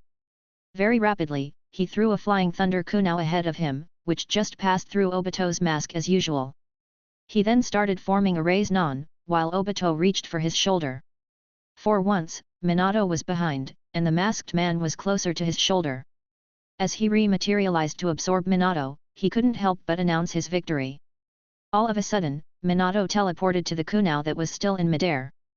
As the masked man could not dematerialize in time, he was hit in the back by Minato's raise-non that drilled him into the ground. As the raise-non exploded, Minato's hand reached Obito's back, and there, he left his flying thunder god mark. In this contest of speed, the one to come out on top was none other than Minato. Chapter 247, The Kyuubi's Night, 5. Ever since Obito activated his Mangekyo, this was the first time anyone managed to counter Kamui. Minato's raise-non was extremely powerful, and it immediately destroyed Obito's transplanted arm. Obito jumped away, making distance with Minato. When he looked at his figure, he suddenly felt very familiar to him, but he couldn't have clear memories. Immediately, he shook his head, chasing away all these distracting thoughts and changing back to the cold and ruthless masked man. Going against you is worse than going against an army. So elusive, a moment of carelessness would, Obito wasn't through when he found Minato standing directly before him. He was shocked, and immediately realized that he was marked by Minato back when he was hit by the raise-non. Contract seal? Trying to separate the Kyuubi from me. Kurama was never yours. Worthy of your title, Yondaime. Inflicting injury upon me and separating me from the Kyuubi. But you think this is over? I already knew that Ryo Yamanaka has the Mangekyo Sharinon, do you think I wouldn't prepare for such a thing? Minato's face grew gloomy as he heard those words, and the masked man disappeared in front of him. For Konoha's sake, Minato chose not to track him. He could feel that the masked man wasn't lying, and he had to go back to Konoha to deal with the Kyuubi's problem. In Konoha, Ryo and the third, who arrived later, joined forces to drive the Kyuubi out of the village. Now, they too were working together to deal with it. Ryo's Ice Colossus and the 3 RDS Inma couldn't beat the Kyuubi. For now, they could only try to drag him, and not let him destroy the village. Ryo was perceiving the battle between Minato and Obito for what he felt was an eternity, until the latter's chakra finally disappeared. However, for some reason, the Kyuubi's behavior did not seem to change, which made Ryo feel very frustrated. The third was older, not nearly in his best shape, while Sakumo and Jiraiya were still stuck dealing with Sasori and Kakuzu. As for Orochimaru, he was still catching the white Zetsu. Fortunately, Ryo's Ice Colossus could be sustained indefinitely with the support of Korin's natural energy. Otherwise, Konoha might have had to become the battlefield. On the shadowy rocks, Minato looked at the devastation left in Konoha with an aching heart. Ryo sensed his location, and immediately established a telepathic link with him. "Ni-san, did you deal with the masked man?" "Yes. But the Kyuubi seems to be still under some sort of genjutsu. I don't know what method the masked man did use, for I have already used a contract seal to sever his link with the Kyuubi. What are you going to do, Ni-san? Perhaps you should support Jiraiya-san and Sakumo-san first, as they could help us deal with the Kyuubi. Or maybe... No, that would be useless. Ryo, you've been fighting Kurama for some time now, you must already know. We can't beat him, even together, and with its endless chakra stores, we'd end up exhausted and lose." Hearing Minato, Ryo fell into silence, for he had to admit that this was true. "Ryo, I intend to use the dead demon consuming seal half of the Kyuubi's chakra within myself, and then seal the rest within Kushina to save her life." Hearing that, Ryo answered immediately, "No. There must be other methods. Ni-san is in no trouble, the Kyuubi left her some of my chakra, and with Korin's help, she's in no danger at all. If we deal with the Kyuubi, you will be able to reunite. Ryo, I am the Hokage. Kushina and Naruto are my family, but so is everyone in the village. It is my responsibility to protect anyone, so stop trying to persuade me." Minato immediately popped up before Ryo, and then brought him and Kurama to the Forest of Death. "Ryo, please help me by keeping the Kyuubi under control. I will bring Naruto, and if Kushina is truly fine, I'll let him become the Kyuubi's Jinchuriki." After saying that, Minato disappeared again. Ryo was extremely frustrated with Minato's choice, muttering to himself, a fool. He's a fool. Worst of all, he couldn't stop him. Minato was too fast, teleporting all over the place. A second later, Minato popped up with Naruto and Kushina in the Forest of Death. For once, the yellow flash's speed was drawing him nearer to death. Kushina's face now looked rosy after recovering from the Kyuubi's extraction, and she also had enough strength to start a great argument. As she learned of Minato's plan, she immediately objected. She as an Uzumaki knew better than anyone that the use of this technique meant imminent death for Minato. With that in mind, she would never agree of his plan. However, her words seemed to be directed at a brick wall, they weren't making a difference. For the first time, in both manga and this life with Ryo around, Minato ended up on top in a quarrel with Kushina. The new mother's tears could not be stopped. She could understand why Minato was choosing this way, but that did not mean in any way that she was going to support it. Ryo, help me suppress the Kyuubi. As Minato finished his words, the Shinigami's shadow came to him. As Ryo's ice colossus was holding back the Kyuubi, the latter could feel the imminent threat of the technique that had just been used, and tried to struggle its way out. As for Minato, he did not flinch upon seeing death hovering above his shoulders. Immediately, he split the Kyuubi's chakra and soul into two, pulling out the yin half of Kurama out of his body. With half his chakra and soul gone, Kurama shrunk substantially. With this, Ryo and the third should be able to defeat him. After using the dead demon consuming seal, Minato was left extremely weakened. However, he gathered enough of his power to summon the sealing desk, and asked Kushina to place Naruto upon it. Everyone was devastated, Kushina couldn't help but weep, her tears ever flowing. Ryo was helpless, overwhelmed with fury and pain. All of a sudden, he could hear, Ryo.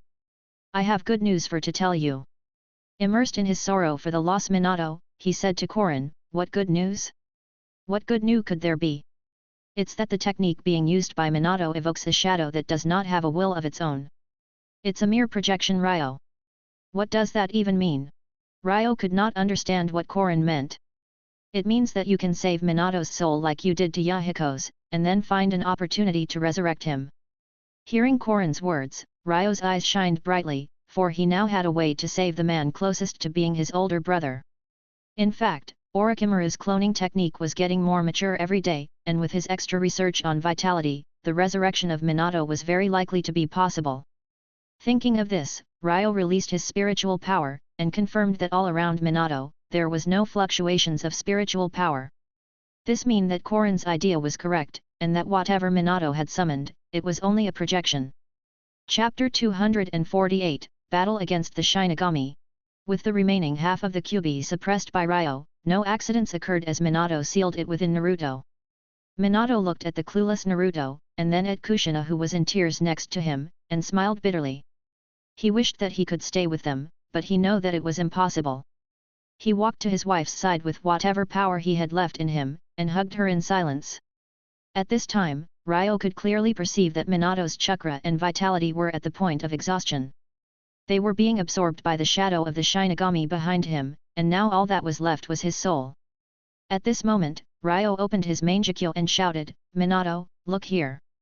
Minato let go of Kushina, and looked back at Ryo, and the latter immediately used his jutsu, taking away Minato's soul from the claws of the god of death. Just as Minato's soul was about to enter the ice world, it was strongly pulled by the Shinigami's shadow, which wanted it to pull it back to him. Ryo was shocked. He had speculated that the shadow didn't have its own will, but did not expect that its instinctual actions had such a force. Nevertheless, Ryo wasn't about to give up, opening Ice World, and controlling its endless ice and snow to flood into the shadow. As the Shinigami's shadow was somewhat in a soul-like state, the ice and snow which was composed of spiritual power had a certain impact on it. Under its effects, the lower half of the shadow was frozen, and its pulling force exerted on Minato's soul was significantly weakened. The small Kyuubi inside Kushina, being a special being himself, could clearly perceive Ryo's battle. After some hesitation, Kurama decided to tell Kushina, Kushina, relax your spirit, and use my power to perceive the kid and the shadow of the Shinigami. Kushina had no mind to listen to the Kyuubi. At this moment, she was completely immersed in the pain brought by Minato's death. Kurama helplessly sighed, and then guided her consciousness towards the ongoing battle.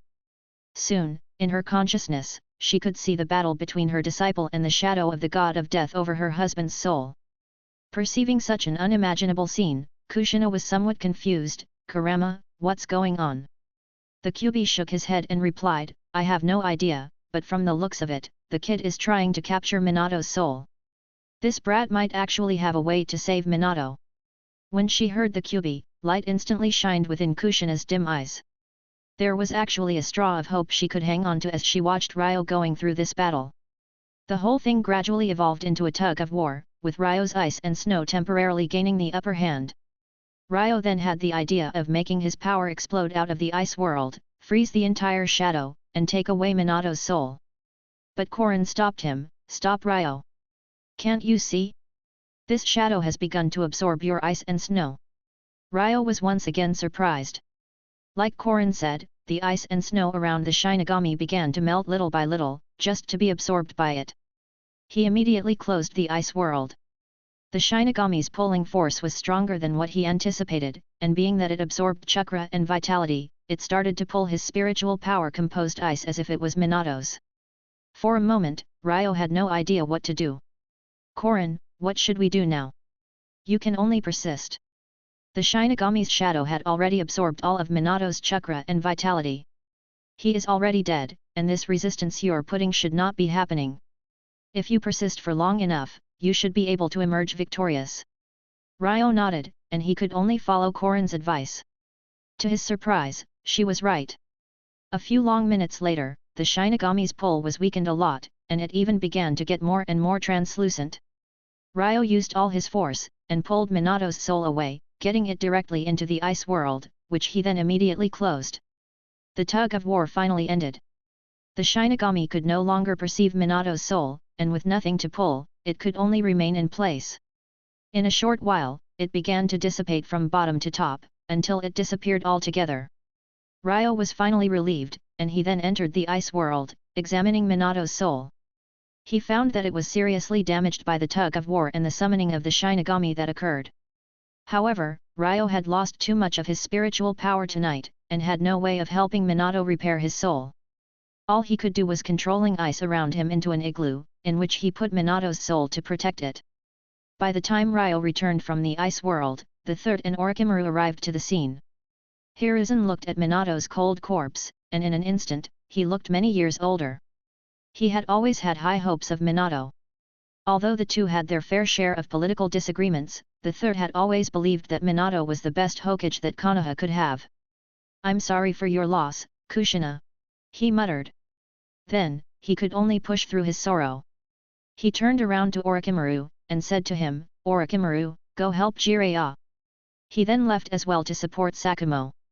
As he left, Kushina ran to Ryo's side, who knew what she wanted to ask about. He hid nothing, explaining the whole situation to her. When hearing that there was a chance to resurrect Minato, Kushina could no longer hold herself, and she fainted on the spot. Ryo made a shadow clone that picked up Naruto, while he picked up Kushina. All four teleported to her place. After putting the mother and son in bed, he went back to the battle scene, just to find Minato's body being watched by three of the Umbu. "Hold on, Ryo. There's something wrong with Minato's body." Ryo was about to pick up Minato's body, but Korin stopped him. Immediately, he examined the body, but he found nothing wrong. "Ryo, when you took Minato's soul from the Shinigami, the latter couldn't take anything attached to it. The Kyuubi's soul and chakra are still in his body." As she was speaking, red chakra began to ooze out of Minato's body, and he gradually stood up. Chapter 249, Kurama's Choice. Ryo's eyes were not deceiving him, this was really Minato's body standing before him. "You all hide. Hand over this matter to me," Ryo said to the three RDS Umbu.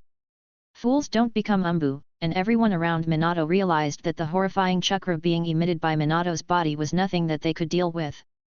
In fact, Ryo telling them that he would handle the matter was all that they wanted to hear. After they went away, Ryo entered the ice lightning chakra mode, and carefully watched Minato. Unexpectedly, the latter did not launch any attack, just standing still.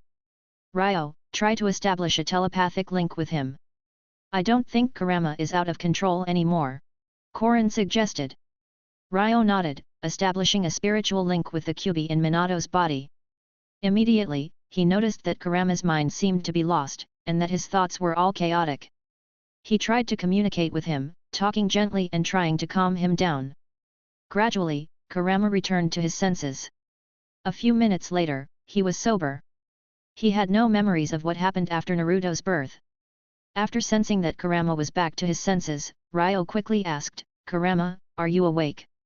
"Kid, what's going on? What happened to Kushina?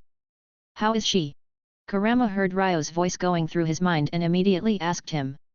"Ne-san is very good, both mother and son are safe, but Minato?" After a few moments of silence, Kurama shouted, "Kid, tell me everything." Ryo nodded, inputting his thoughts into Kurama's mind, playing the events that occurred like a movie. Minato's body's face turned gloomy. This was the second time ever that the Kyuubi was controlled in all his years. And this time, because of him, Minato ended up dying. "Kurama, I cannot blame you, no one could. Still, I have a question, how could the masked man still control you after Ne-san separated him from you with a contract seal? I guess this time the control was not just done by simply using the Mangekyo. I still feel residual external yin and yang chakra, that must have been done to seal my consciousness from my body, and make me a mindless killing machine. I guess it was sealed as a countermeasure against your own Mangekyo," Kurama explained. "So, that's the case. Kurama, what are you going to do now? Perhaps go back to Naruto and merge with your other half?"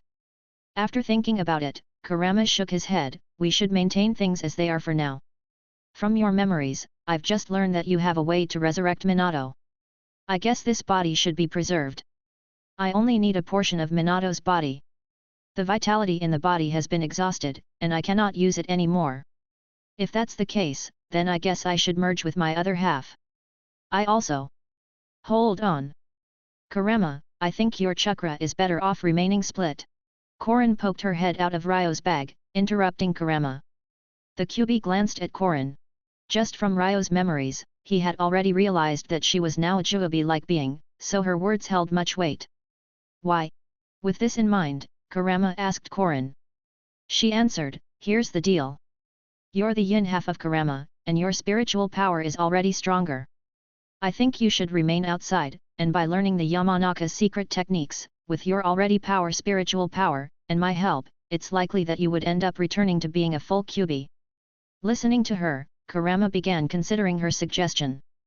"Kurama, you can stay separated, but you can't remain in Ne-san's body. He is the Hokage, so it would be too conspicuous if you remain like this," Ryo said. Korin answered without hesitation, "Then use a Zetsu's body." Ryo looked at Kurama, who didn't seem to mind this idea, so he entered Sage Mode, and went on hunting. After a good while, Ryo was only able to find one of the lurking white Zetsu.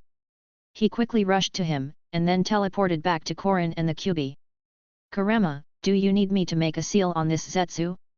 Or could your soul occupy it like a soul would occupy a human body?" "No need. Without a soul in this body, I can easily take over it."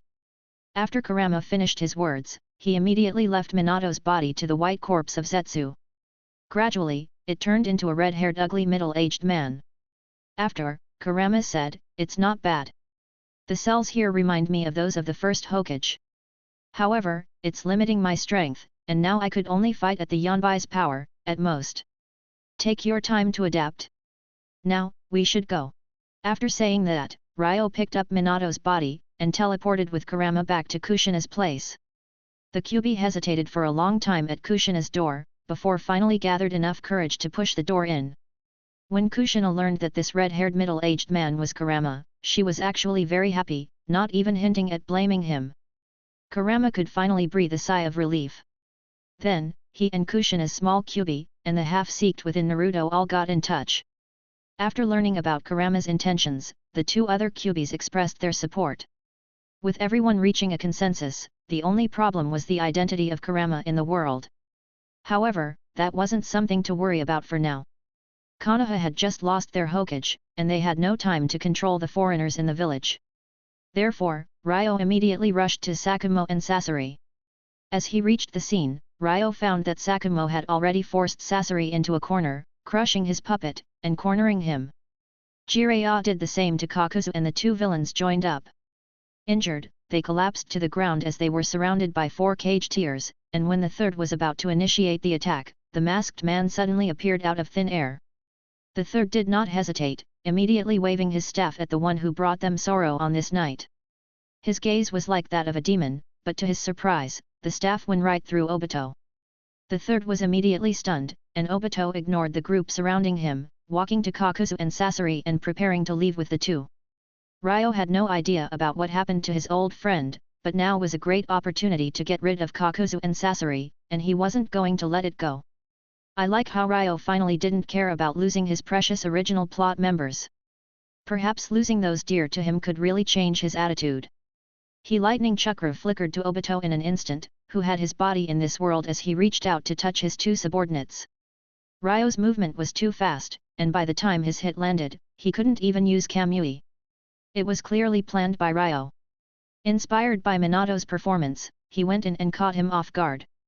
Obito took a great direct hit, getting directly pushed far away by Ryo. Just as Ryo was about to finish Kakuzu and Sasori on the ground, a white Zetsu suddenly popped out underneath him, grabbing his legs and dragging them back. With no time for such nonsense, Ryo did not even turn at white Zetsu, just releasing his lightning chakra and turning him into ashes. With no one to stop him this time, he slit Sasori's throat directly with an ice scalpel, and pierced Kakuzu's heart with another. Only one of Kakuzu's hearts remained, and Ryo was about to pierce it, when the dead Sasori moved all of a sudden. He shook in place, and his opened throat released a poisonous gas that clouded the area. Ryo was taken by surprise, for he did not expect that Sasori did more of transforming himself in such a last time. The last time they saw each other, he was practically a full human being with just some prosthetic. The toxin made Ryo's feel somewhat weak on his legs. He felt drowsy and suffocated, and could only jump away to attack again. However, this was all that Obito needed to jump to the two inside the fog, and disappear from the area with them. Chapter 250, Hokage Substitute. The first rays of light from the next morning's sun scattered through Konoha as the battle that lasted for a whole night finally came to an end. Last night, Konoha had great losses. With the villagers evacuating in time, they did not suffer many casualties. However, near a third of all jonin and chinins in the village at that time unfortunately fell to the raid. Many of these fell when fending off the Kyuubi's first attack, but even more fell to the Zetsu scattered in the crowds. With Orochimaru unfortunately unable to take them down quickly enough, they caused great havoc and losses to Konoha. To top all of that off, Konoha lost its fourth Hokage, who was elected just a year ago. Dealing with this matter was urgent, and the top of Konoha gathered to discuss it. What happened last night? Sorry, I've come late. The third had just started speaking, when Danzo entered through the door interrupting him. Danzo? What are you doing here? Koharu frowned as she watched the no longer counselor Danzo going through the door. I asked him to come. Danzo has the right of knowing what happened last night. Homura faintly answered. Well, since you are here, take a seat. The third saw Danzo entering, hesitated for a moment and finally let him stay. Danzo took a seat facing Homura. Let's continue, last night. Sorry, we are late. This time, Ryo and Kushina, holding Naruto, barged in through the door together. The 3Rd's face immediately turned gloomy. However, when he saw Naruto in Kushina's arms, he immediately remembered his father and asked them to sit down as he sighed. Ryo and Kushina took their places with Sakumo, Jiraiya, and Orochimaru. The third did not rush to continue this time. Instead, he looked around and made sure that nobody was late, and then continued, you all know of what happened last night. You and your clans have defended the lives of our villagers, and on behalf of Konoha, I thank you all. The third bowed his head to the ninjas before him. Sarutobi, you're being too polite. It's only our duty to protect Konoha. Homura answered. Heh? I couldn't see you anywhere on the battlefield last night. Orochimaru spoke in a strangely angry tone. Ryo and everyone were all shocked. This was the first time they ever saw Orochimaru attacking someone so directly in such a meeting. Orochi-san, while you didn't see him, it doesn't mean that such a First World War veteran did not participate in battle. Yesterday, I could clearly perceive him, sheltering the civilians in the bunkers. While he never liked Homura, Ryo became disgusted by him yesterday when he could perceive him running with the civilians. Homura's face became purple as he heard Orochimaru and Ryo, and everyone present looked at him with contempt. As for the third, his eyes were full of disappointment, and he felt even worse than he already did. Still, this was his old comrade in arms. The third could only change the topic, cough. Leave these matters for later, will you? I've called you all here for the sake of Konoha, not to judge anyone. You mean, to elect the fifth Hokage? Koharu asked. That will depend on everyone's opinion. The third kicked the ball to their court. For a moment, everyone conversed inside the room quietly, and Ryo also established his links with those close to him, and in a few minutes, they all reached a consensus. The first one to speak out loud was Hayashi Hyaga. Sandame, I think we should elect a fifth Hokage, and I personally recommend Jiraiya-san. I'm of a different opinion. Jiraiya-san, with all due respect, is not fit for the job. The Sarutobi clan recommends Orochimaru-san instead. In an instant, the discussion between everyone heated up. All clans had their favorites. While all major clans either chose Orochimaru, Sakumo, or Jiraiya, the small and medium clans mostly leaned towards Danzo, who had bought them off. Following Ryo's plan, Jiraiya, Orochimaru, Sakumo, Kushina, and him did not say a thing, watching everyone quarreling. All of a sudden, Sakumo stood up and said, "This should stop. We are all against the election of a new Hokage." The other four stood up with Sakumo, and the meeting room went quiet for a moment, and even the faintest of movements could be heard. No one expected that almost all of Konoha's Kage-tier ninjas would collectively oppose the election of a new Hokage. After some silence, the Sarutobi clan head cautiously asked, "Why do you think so, Great Ones? The Hokage's post should remain vacant temporarily. For now, I think we should only choose a substitute that would act on behalf of him when dealing with other villages and when making decisions. After we finish dealing with the damage dealt to Konoha last night, then we will select a fifth Hokage and announce that to the world," Ryo said coldly. A representative of a small family bought off by Danzo immediately said, "If someone is to represent Konoha, shouldn't he just be the Sandame? The old man has only been retired for a year, give him a break." Jiraiya immediately opposed this. The conference room went quiet again, and no one spoke. With strength ruling in this world of shinobi, opposing the five who were seemingly speaking in tandem felt heavy and useless. Seeing how things were going, Homura was feeling horrible. He had already guessed that elections would happen today, so he went all out and brought all the heads he could bring from smaller clans around Konoha. All of this was being done for Danzo to become Hokage, but with this Hokage substitute idea, all of that could be in vain. Hey! How is no one speaking up? How could a large village such as Konoha have no Kage? Homura Dano, do you think there's anyone in Konoha more worthy of the position than any one of the five opposing these elections? Ryo immediately opened his Mangekyo, and used Genjutsu to make Homura speak his mind. With him having his contact lenses on, nobody in the room noticed anything peculiar, besides Homura's answer, "Of course. Danzo." As he heard that name, a grin of disdain appeared on Ryo's face, and then his chakra erupted from his body saying, "A Hokage should be strong. Danzo-san, how many seconds would you last against me?" Danzo shivered, and his body was instantly soaked in cold sweat. Obviously, he did not answer, and nor did Homura after Ryo released him from his genjutsu. A few seconds of silence took over the conference room, and the third finally spoke, "I have understood everyone's opinions. From what I'm seeing, after Sakumo made his suggestion, there were less people opting for electing a Hokage than those against it. Therefore, I shall respect that opinion. Now, who should represent Konoha?" No one talked this time, as all looked at Ryo and the others. Ryo stood up and smiled saying, "I propose that Sakumo-san should be Konoha's Hokage substitute. What do you think?" Heads of all different clans had their small discussion, and in the end, most of them agreed. With this, Sakumo Hatake officially became the Hokage substitute.